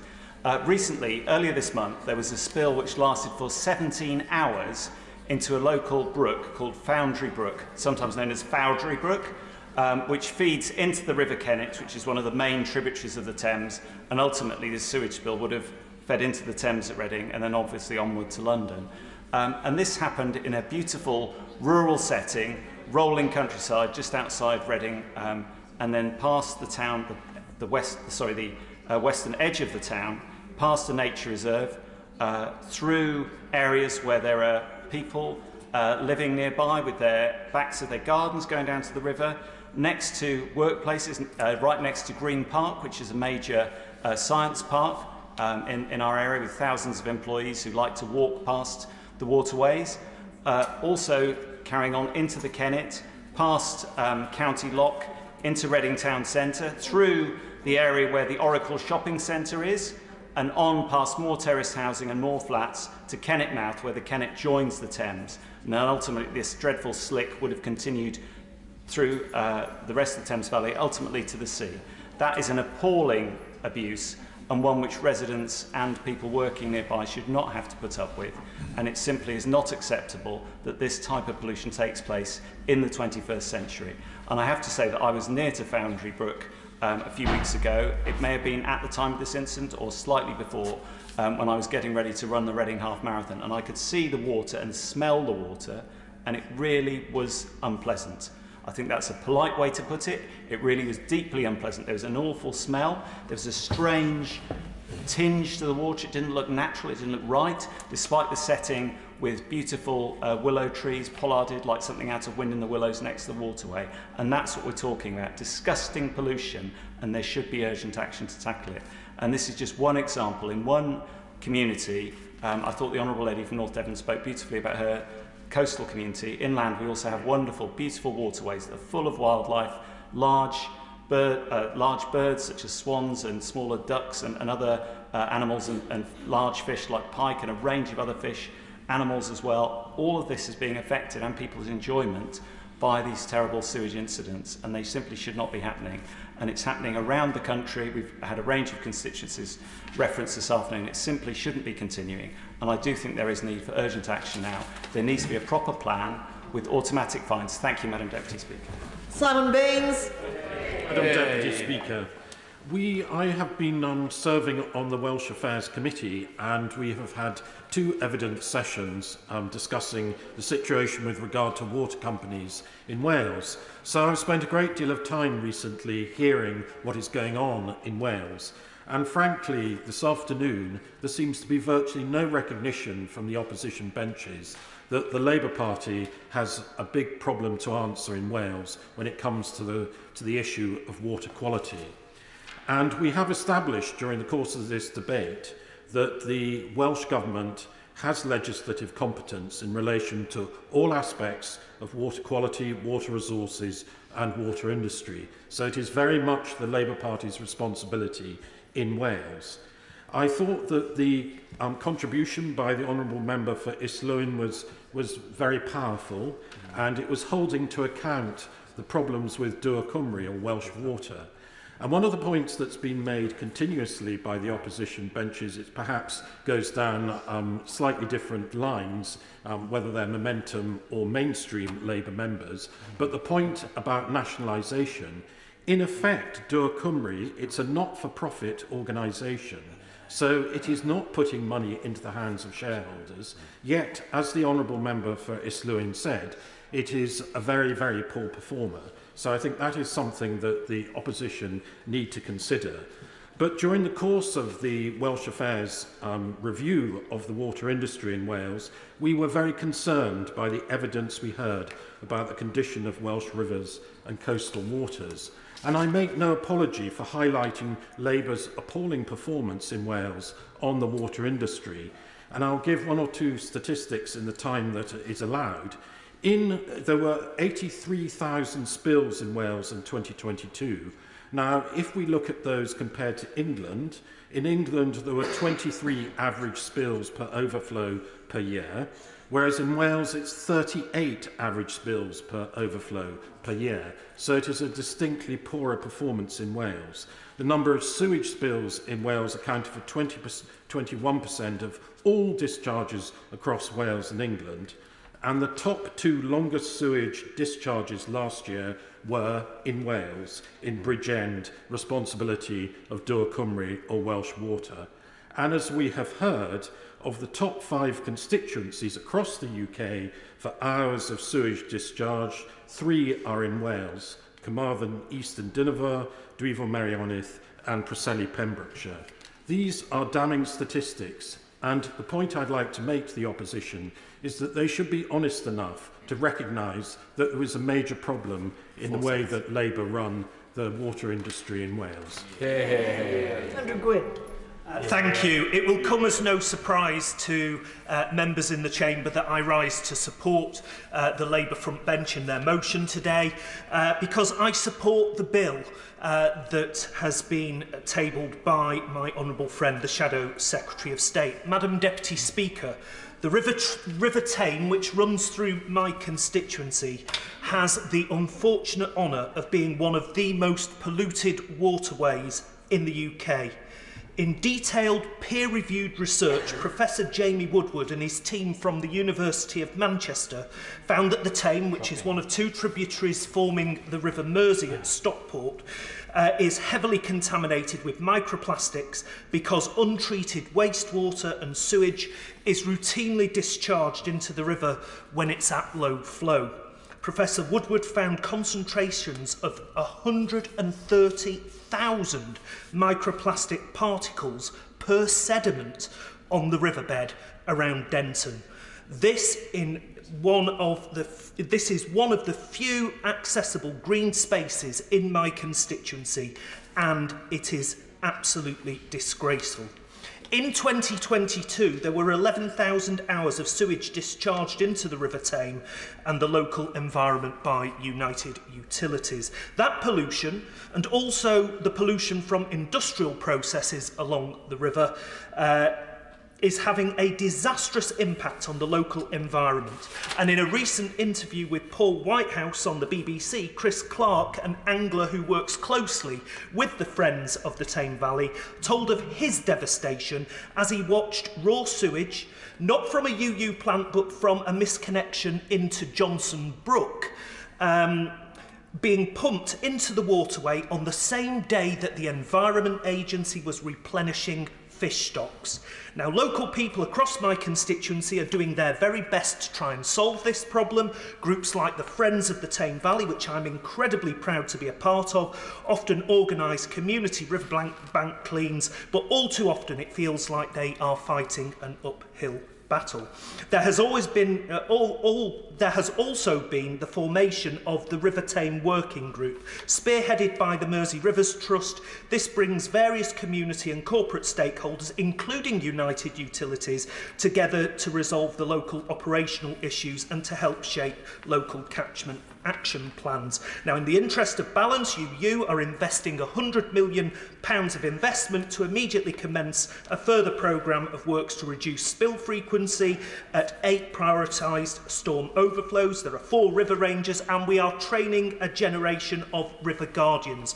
But, Madam Deputy Speaker, in closing, in 2010, when the Tory Prime Minister said we're all in it together, I'm sure after 13 years he didn't think we meant sewage in our rivers. James Wilde.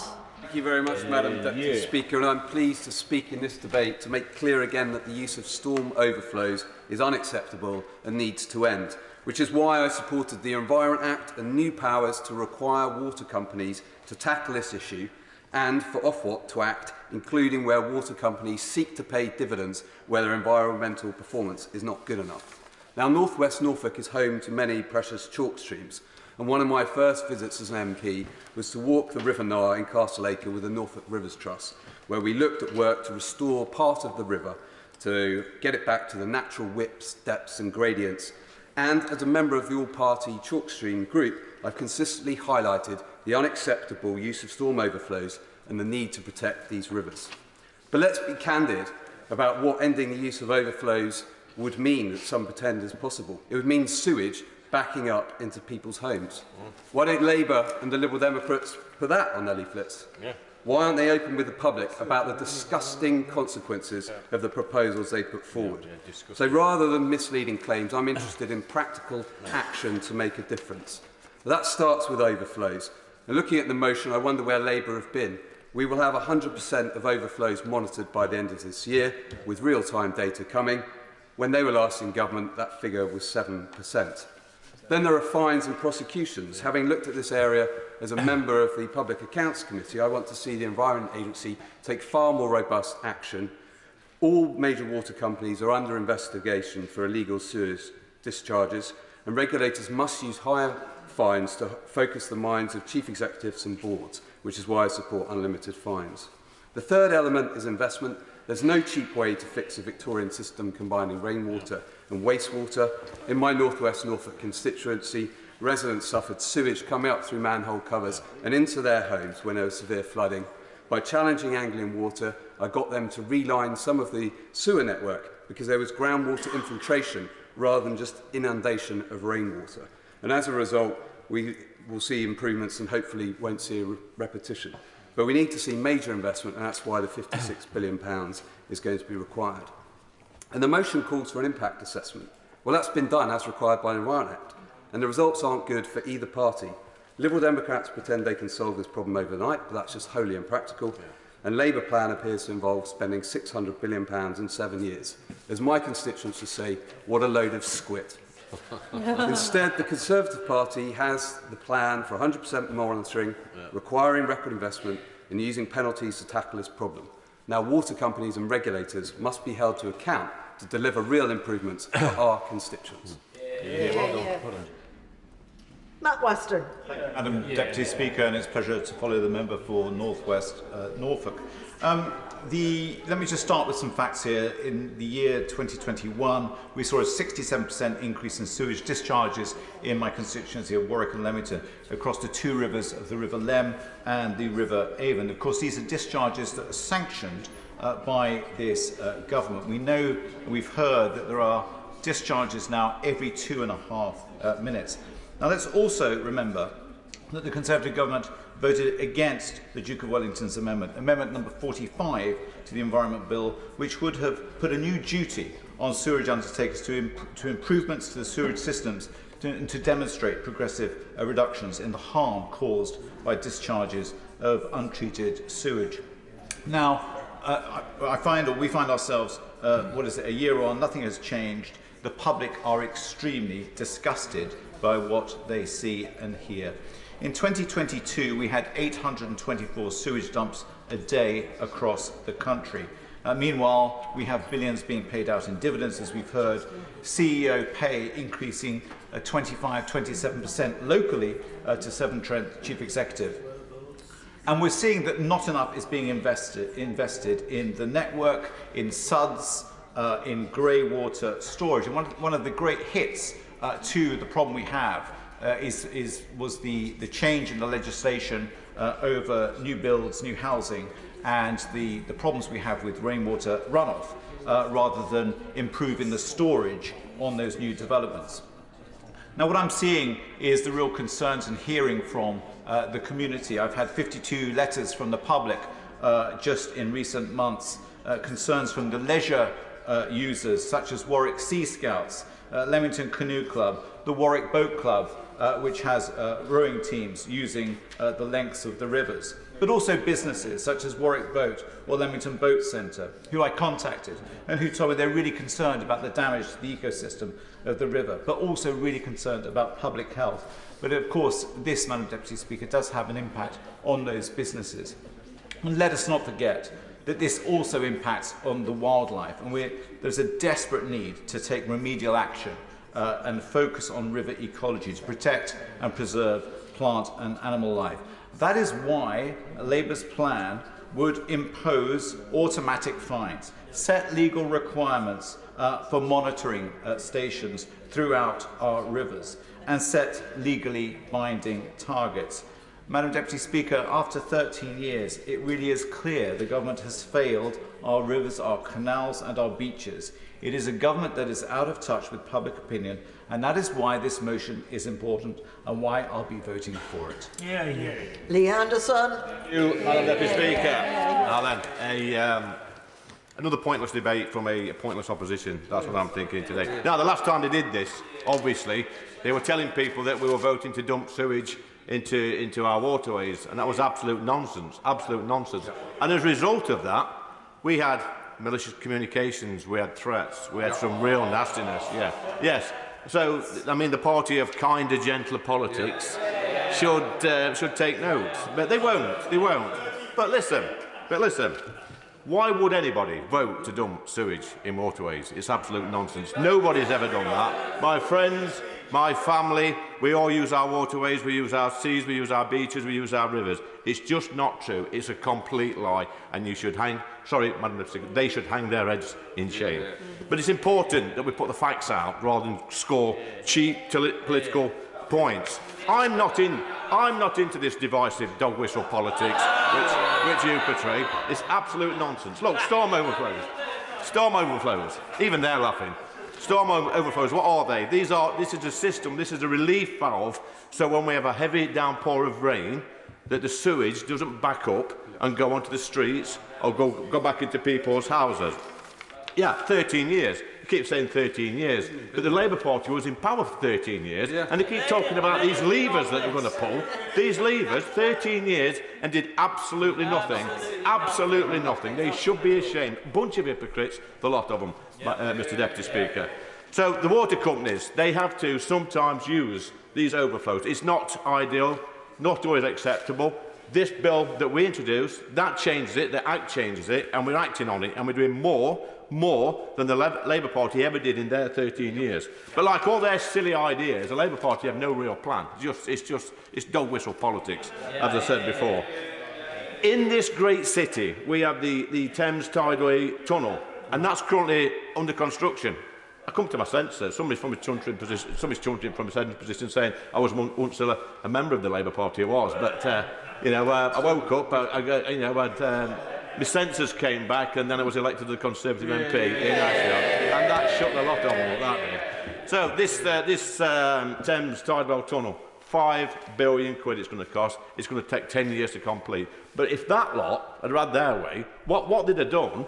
We're just seeing sewage backing into the streets for 10 years, backing into people's houses for 10 years.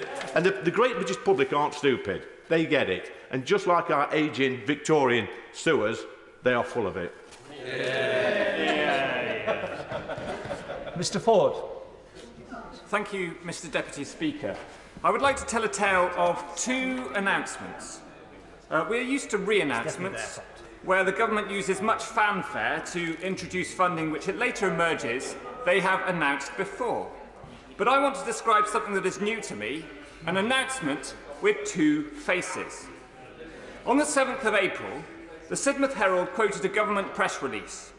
This week, the Water Minister, the Honourable Member for Taunton Deane, confirmed £70 million of cash will be used to improve sewage systems in Sidmouth, Tipton St John, and Axminster, as well as Falmouth and Cornwall. East Devon's share of the cash will help prevent sewage overflows in Sidmouth, Tipton St John, as well as water pollution in Axminster. So, on the surface, this is welcome, £70 million to improve sewage systems in East Devon. Those reading this in the paper in Devon are led to believe that this relates to our area and might miss the passing reference to a distant town in Cornwall. But readers in my part of Devon are discerning, and they notice a mention of Cornwall in a story that is supposed to be about Devon. So to get the full picture of what is going on here, you need to travel 125 miles southeast of Axminster and read the same announcement in Falmouth's local newspaper, The Packet. What does the Conservative government's announcement claim in Falmouth? I quote, South West Water's total investment for the Falmouth area includes a total of £40 million. So by reading the same announcement in the neighbouring county, we find that most of the £70 million of funding is not for East Devon at all. I, for one, will never defer to the interests of these polluting water firms or simply parrot the lines that they suggest we MPs might like to use. Instead, I will always stand up for my constituents who are seeing their bills rise, profits leaking out in bonuses, and all while sewage poisons our rivers and beaches. Thank you. Very much. Angela Richardson. Thank you, Mr Deputy Speaker. Across the country, our beaches and rivers, including the way navigation, are vital for the health and well-being of our communities. Like all my Guildford constituents, I know how important it is to make sure that our natural assets should be preserved, not least because every summer I swim in our waters. It was this Conservative government that introduced new duties on water companies to monitor the water quality upstream and downstream of storm overflows and sewage disposal works. It is this government that is working towards increasing monitoring to 100% of storm overflows by the end of this year. And it was under this government last year that fines reached a record level where breaches were found. But government alone cannot fix each and every leak, each and every unfortunate discharge event. This is why I welcome that the government is incentivising water companies to invest more than £7 billion by 2025 on environmental improvements while protecting people's water bills. And I welcome the millions of pounds being invested by Thames Water in my constituency. This is a very complex issue which needs the keen attention of government, which looks out not only for our waterways and beaches but also for our constituents, unlike Labour and the Liberal Democrats, who have put forward ridiculous plans which would cost up to £593 billion or £21,000 per household. When it comes to sorting this messy situation out, it is this Conservative government that is taking action. It is the Labour Party that allowed people to pay more while the sewage freely flowed into our waterways and the water companies went unchecked. I would just gently say to the opposition, this politically motivated, politically timed debate today on a highly emotive subject is not a neutral act. It overflows beyond this chamber, as myself and other colleagues on the side who have had to have police come to our homes and officers to make sure that we are safe as a result of misinformation on sewage. No, it has impacted our families and our staff. It is important that my Guildford constituents have the facts, not fear-mongering.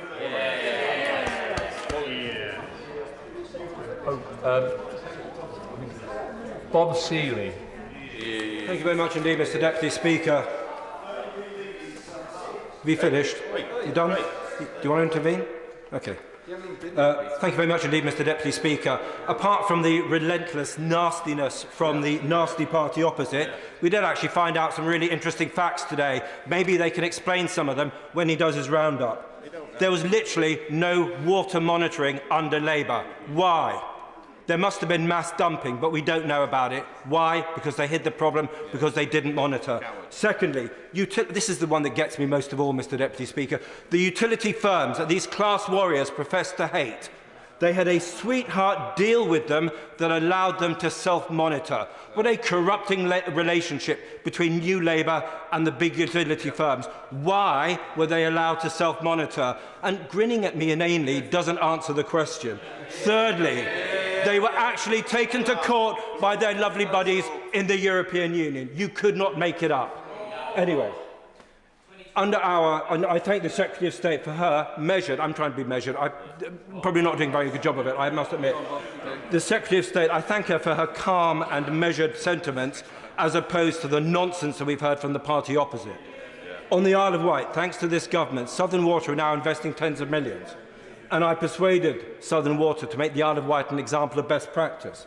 So we have tens of millions of investment. Sandown Waterworks, £2.5 million for Knighton, £5 million in Carisbrooke, £7 million for works in Newport, in Cowes and in Brading. And the full list is extensive. And I'm encouraging all islanders who get the offer of a free water butt, a free water butt from Southern Water to take up this option. Because as well as improving the pumping stations, as well as replumbing parts of the drainage system, we are providing slow-release water butts and redesigning road surfaces. So the improvements that we're making as a pilot scheme, as an example of national best practice today on the island, is going to get rolled out everywhere else as part of the integrated water plan, as part of the integrated sewage plan, as in part of all the good things that are happening into the Environment Bill. Yes, please. Thank you. He raises the work that Southern Water is doing on the Isle of Wight, Mr Deputy Speaker, and I'm really grateful because we've got a Fairlight pathway in my patch, and they're going to be rolling out smart water butts that slow down the water surface runoff, and I'm really looking forward to seeing how that works in my patch. I thank my honourable friend so much for the intervention. Community schemes are a small part of this because people write to me and say, well, what can a community scheme do? And you're right, there's major investment that has to happen. But the one scheme, the first pilot scheme in Britain, happened in a beautiful little village called Haven Street in my patch. Last year, Haven Street pumping station spilt on average 30 times, or it spills on average 30 times a year. So sewage or storm discharge goes into the river 30 times a year. After 2/3 of eligible residents took up Southern Water's offer of a free water butt and free installation. No money is exchanged. Southern Water will never ask for money for this. The result has been a 70% reduction in water spills. And I'm putting out letters now to every community that is going to get these butts from Southern Water. I write to them first. So I've written to Gurnard, and that letter has almost gone out to all the residents, relevant residents in Gurnard. It's going out in Fishbourne and Wootton next. It's going out in Freshwater afterwards. And I'm encouraging the more people that take up this offer of a free water butt, the more successful the scheme. But just winding up, by improving pumping stations, replumbing parts of the drainage system, providing slow-release butts and redesigning surfaces to make them more porous, we are effectively changing the system for the better. And overall, thanks to the Secretary of State, thanks to the Environment Bill, thanks to the sewage plans that we have, thanks to the National Water Plan, we have a positive plan for Britain. Labour are playing catch-up. They offer nothing but second-rate class war rhetoric and the politics of the abuse and hate. And I strongly support the government's motion. Thank you.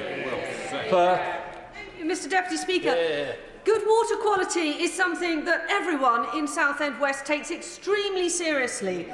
Our 1,000-year cockle industry, our seafront businesses, Sea Life Adventure, Adventure Island, Roddy's Ice Cream, which attracts 6 million tourists to our beaches. All of these depend on the quality of our coastal waters, and that is why it is so important we are honest and truthful about the progress which this Conservative government has made in improving our water quality over the past decade. And frankly, the fear-mongering and electioneering that we've seen from the other side today is shameful.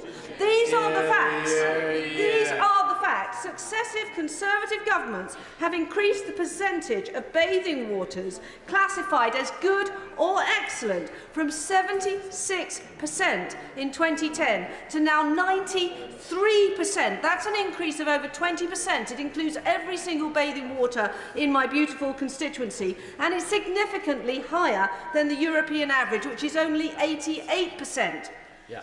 There is now 80% less phosphorus in our waters, 85% less ammonia in our waters compared with 1990 when the water companies were privatised. And that is why we have an explosion of seals, of porpoises, of octopuses, and why wrasse is now found off Southend when once it was a rarity. And only 2 weeks ago, I joined the Environment Agency and Southend Against Sewage and the famous Blue Tits Chill swimming group to test the quality of the water at Chalkwell Beach, and once again found it to be excellent. You're welcome to come any time. However, I'm not suggesting that we don't have a problem. I'm not suggesting that any dumping of sewage into our waterways should be condoned. Of course it shouldn't, which is why I'm proud we have a government, the first government, which has brought into play a storm overflow sewage reduction plan, a government which is going to see investment of £56 million in modernising our storm. This is huge. Sorry, £56 billion. This is absolutely huge. It is more than the entire Scottish Government's budget in 1 year. It's also why I am bearing down on my water company all the time. I held a water summit in my patch and brought all the stakeholders together to make sure that my CEO is well aware of the obligations placed on him by this Conservative Secretary of State of this Conservative government, so that every one of my constituents by the 30th of June, that is only in 10 weeks' time, will know the action plan for each of the storm overflows in my constituency, the number and duration of spills, and most critically, when are improvements going to be delivered and the outcomes of interventions. These are the actions that my constituents want to see happening. These are the actions of a responsible, serious government. Tim Farron. Thank you, Mr Deputy Speaker.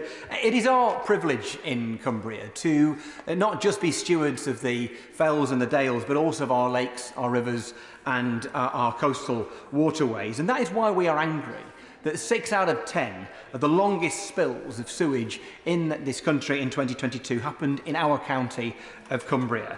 For 169 days, the River Kent at Staveley saw sewage pumped into it. 101 days, the River Eden at Kirby Steden. It's 252 days, the River Aire at Cark. Windermere, the centre of the Lake District tourism and economy, the largest lake in England. For 5,000 hours, sewage is pumped into the lake or its tributaries. And that's not, of course, just only in Cumbria. As I speak today, sewage is being discharged into the River Mole at Esher. It happened 220 times last year. 280 spills happened in Winchester, 750 spills happened in Lewis, 2,200 in the borough of Stockport. All of these were legal. United Utilities in the North West, of course, is the worst offender. Why? Because England is the wettest bit of England, and therefore storms happen more often and overflows are therefore permitted more often. Let us also look at the situation with regard to bathing water. We've heard many people talk about bathing water status. It's a very important way of ensuring higher quality. Coniston Water, River Kent, we bid in both cases for clean water, for bathing water status, and were turned down despite being more popular bathing sites than many places that were granted it. We've heard about monitoring, and I hear what members opposite say about this, but in 2021, 12% of the monitoring stations were faulty. Last year, 16% were faulty. So what we do know is probably an underestimate of the state of the problem. We've talked about legal dumping of sewage, but what about illegal dumping? In 2021 and 2022, there were 827 offences, illegal dumps of sewage. How many of those were prosecuted? Of the 827? 16, Mr Deputy Speaker, which means this government has effectively decriminalised the dumping of sewage in our rivers, our lakes and our coastal waterways. The water companies know this is going to happen, so they factor in the fines because it's cheaper to pay the fines than it is to invest in the infrastructure. We know that since privatisation, £65.9 billion in dividends have been paid to water companies, 20% increase in executive pay last year. We hear of the government talking about the polluter should pay. Yes, the polluter pays. The polluter pays themselves massive bonuses. And that is why we are outraged in Cumbria and across this country, because it's not just the biodiversity threat to our lakes and rivers, the threat to fish stocks, to those who swim, to our pets that use our waterways, to the tourism economy that it underpins in the Lake District in particular, but because of a sense of deep injustice that large corporations rake in enormous profits while this government does nothing to stop them pumping sewage into those waterways that we value so dearly in Cumbria and elsewhere. Obel.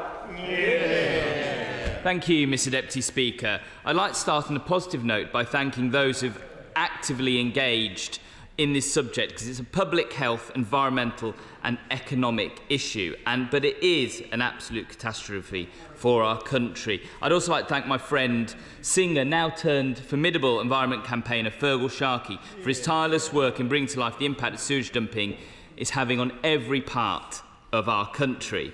It's also important to recognise the important work of campaign group Top of the Poops alongside Surfers Against Sewage in collating constituency data that allows the public to see the extent of the Tory sewage scandal on the areas they live, work and holiday. There have been some extremely powerful speeches from our benches who have illustrated the impact of the sewage scandal on the constituency they represent. The member for Irwin made good point about excessive corporate pay. The honourable member for Lancaster and Fleetwood about the effect on biodiversity on our birds and our fish. The honourable member for Stockport points out that bills have gone up by 40%. Unfortunately, we've got limited time, so I'm going to try and make some progress. The honourable member for Luton South rightly highlighted the importance of the unique habitats that chalk streams provide. The member for Barnsley Central pointed out that we need increased regulation, which is good for people.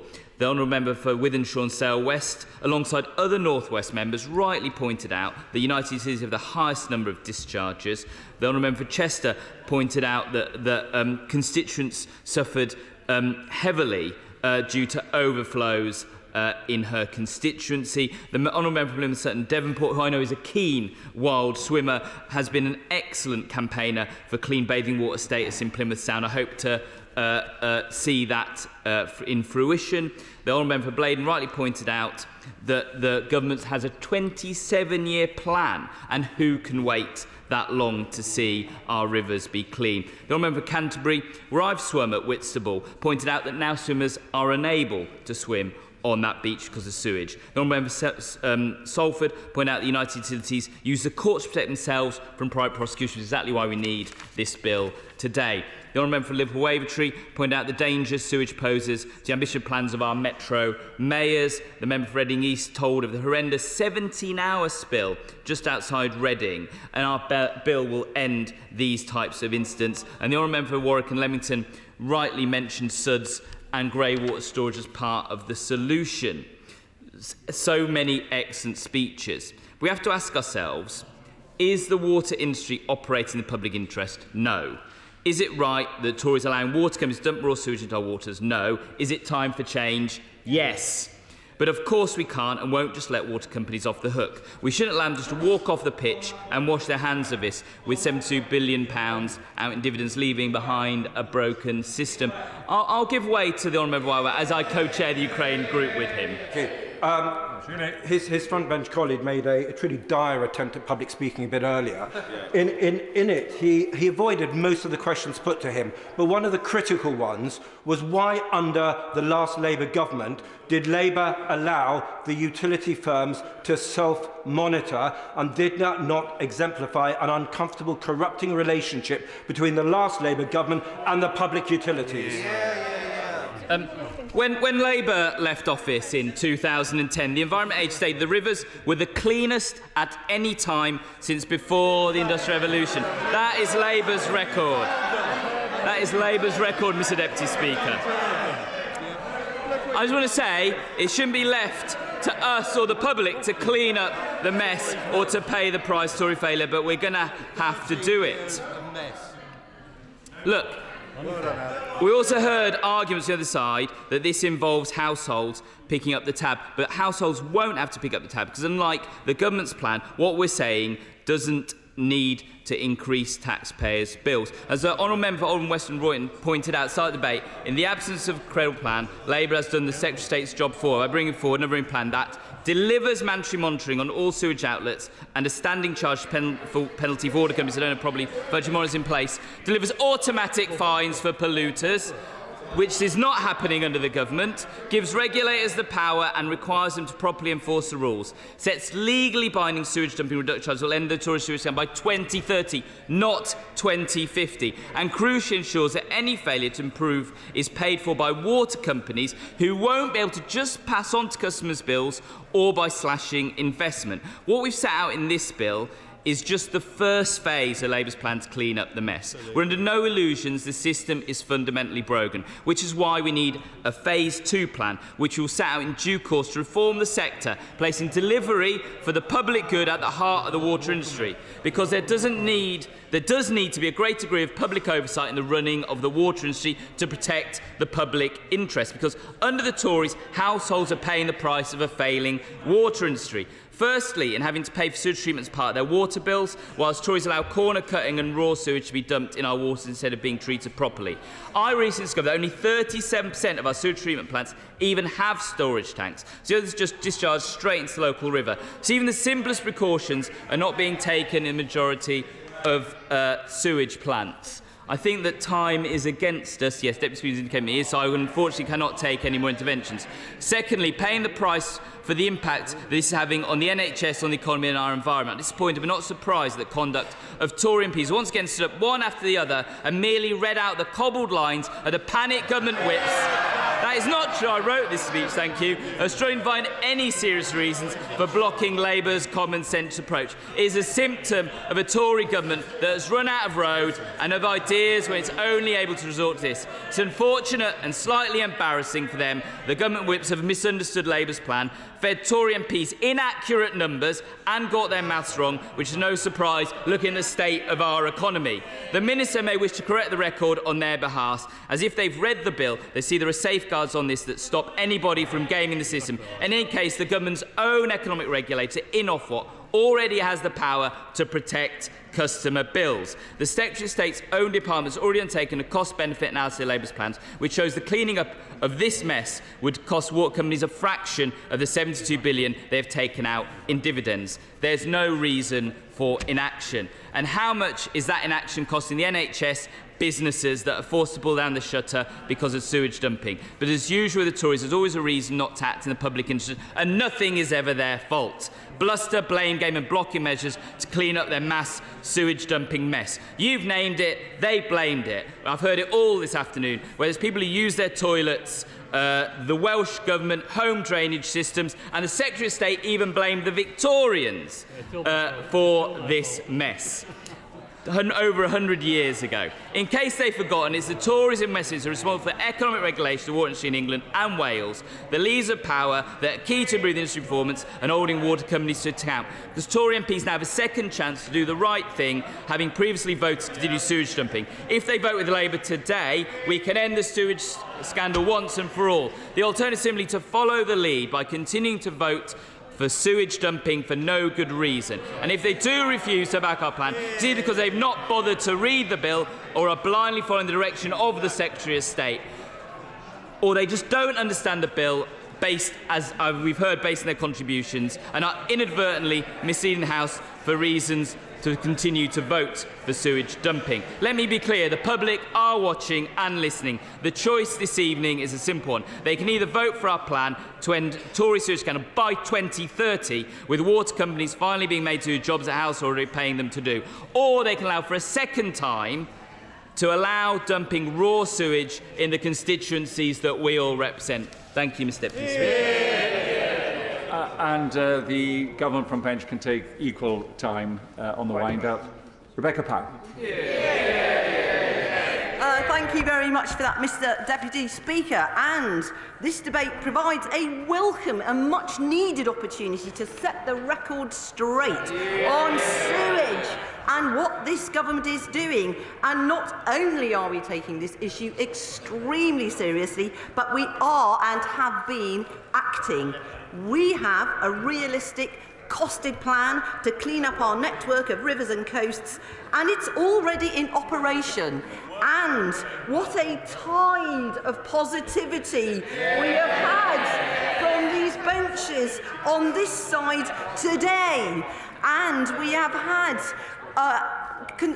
had all of our colleagues who have a general consensus that this government has a pragmatic, practical, costed, reliable, comprehensive plan. Those words have been used by all colleagues, and all pulling together to understand this issue. That includes my honourable friends from North East Herefordshire, Keighley, St Ives, North Norfolk, Gedling, Totnes, Truro and Falmouth, Hastings and Rye, Runnymede and Weybridge, Ashfield, plain speaking as ever, South West Herefordshire, North Devon, wonderful adaptive surfing centre, Clwyd South, North West Norfolk, and from Ludlow, who actually systematically unpicked the plan of the Labour Party by himself.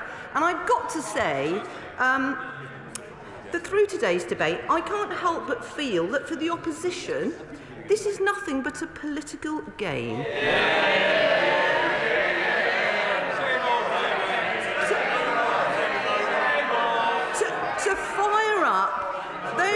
side of this place to view this as some kind of game that they're trying to make.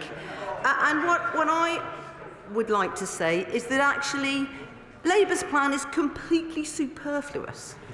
Where have they been? Because we're doing all these things that they asked for and more. It was this government that uncovered the scandal of storm sewage overflows being used far too frequently, because it was this party that increased the monitoring of storm sewage overflows. We've ramped it up from 7%, a paltry 7% under the Labour Party, to 91% now, and it'll be 100% by the end of the year. And it was indeed the Labour government that were taken to court for pollution. So where that idea of all those clean rivers come from, I do not know.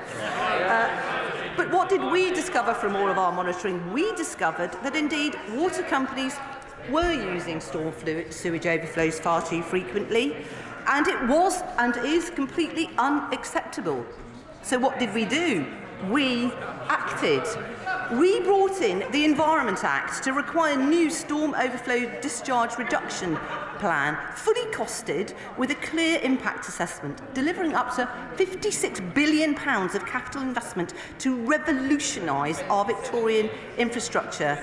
And we're consulting on lifting the cap on fines entirely for the Environment Agency to issue potentially unlimited penalties on water companies, in addition to Ofwat's existing powers to fine companies up to 10% of annual turnover.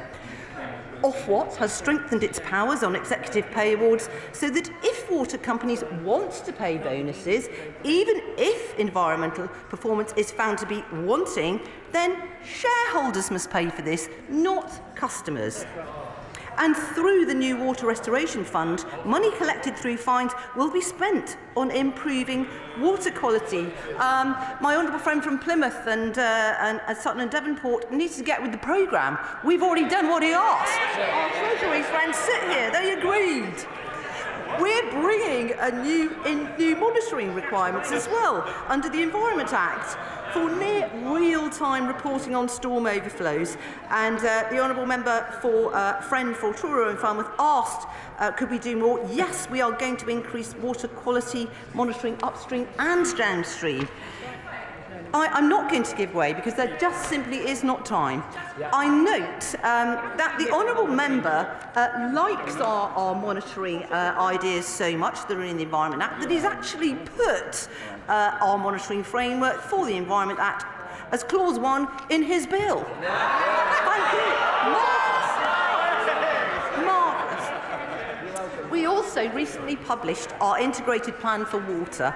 This includes an announcement that we are accelerating £1.6 billion of investment into reducing storm overflow discharges, upgrading wastewater treatment works and measures to improve drought resilience. The whole issue is really complicated, and that's why I made this a priority when I came into the department, and our plan for water sets out how we will deliver the improvements we need across all matters connected to water, including all forms of pollution.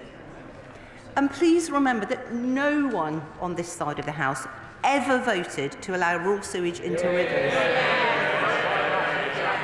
We voted to put measures in place to clean up our rivers, and the opposition voted against them. What we've actually done is produce much cleaner water since Victorian times, with almost the best, highest quality drinking water in the world, and bathing waters 93% excellent. Mr. Speaker, Mr. Deputy Speaker, how could we take the suggestions made by the Labour benches on sewage seriously? Their plans would potentially require pipes to be dug up, enough pipes to be dug up in all our roads, that would go 2.5 times around the globe. Can anyone imagine the disruption that would cause, not to mention being totally impractical? And, Mr. Deputy Speaker, how's it going to be paid for? We have not heard any clear indication of how Labour's plan will be paid for? Will it be added to customer bills? The Shadow Minister couldn't answer that on Sky this morning, and I didn't hear it this afternoon. And as for the Lib Dems, it's really not worth commenting on what they say. The scale of this government's ambition cannot be highlighted enough, and I urge all colleagues to support the government motion as amended. Right, a little bit of procedure first, which is the government have made an amendment and we are voting on the amendment first, simply because the amendment deletes text. So the amendment's coming first, and I am anticipating, should the amendment be passed, that there will be then a second vote on the main question. Unlike the second debate, where the amendment is of substance, and therefore the opposition question will be put first. Did you all get that? Division. Turn your papers over and begin. So here we go. It's the amendment first. The question is that the amendment be made. As many of that opinion, say aye. Aye. Of the contrary, no. No! Division, clear the lobby.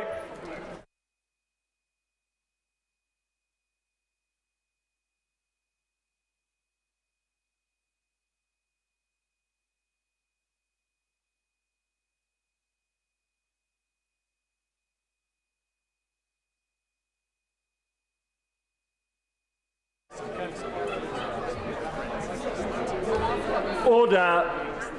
The question is the amendment be made. As many of that opinion say aye. Aye. On the contrary, no. Tell us for the ayes, Robert Largan and Faye Jones. Tell us for the noes, Navendu Mishra and Gerald Jones.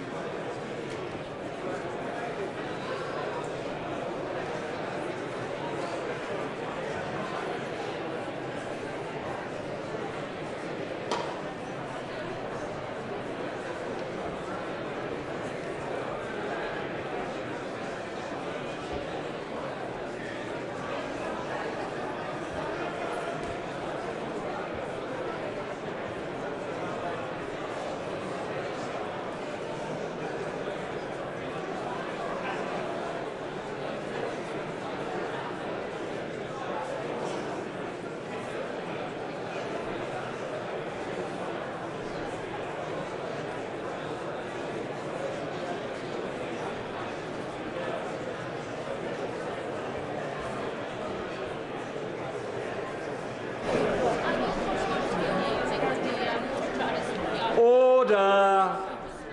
Order. The ayes to the right, 290. The noes to the left, 188.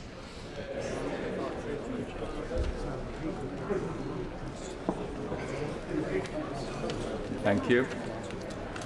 The ayes to the right, 290. The noes to the left, 188. So the ayes have it. The ayes have it. Unlock. So we now come to the main motion as amended. So the question is that the main motion as amended be agreed to. As many of that opinion say aye. Aye. Of the contrary, no. No.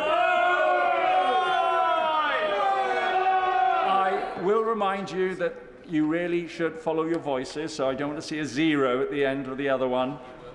Division, clear the lobby.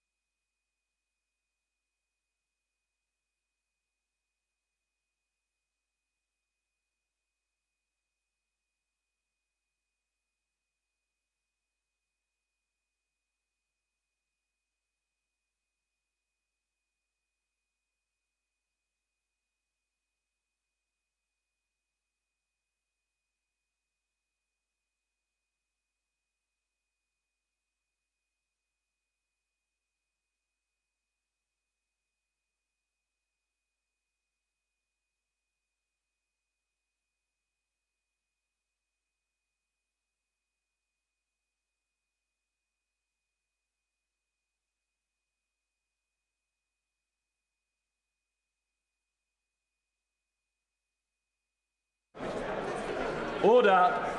Order. The question is that the main motion as amended be agreed to. As many of that opinion say aye. Aye. Contrary, no. Tellers for the ayes, Robert Largan and Faye Jones. Tellers for the noes, Gareth Johnson and Sir Robert Goodwill.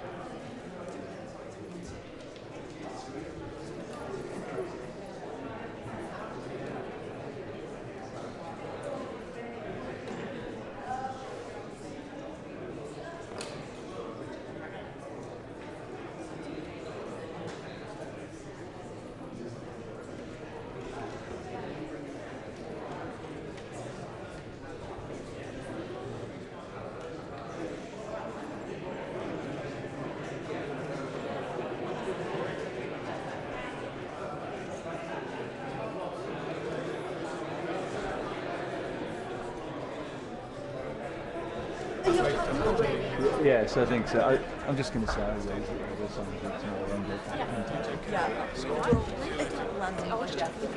Order. Order.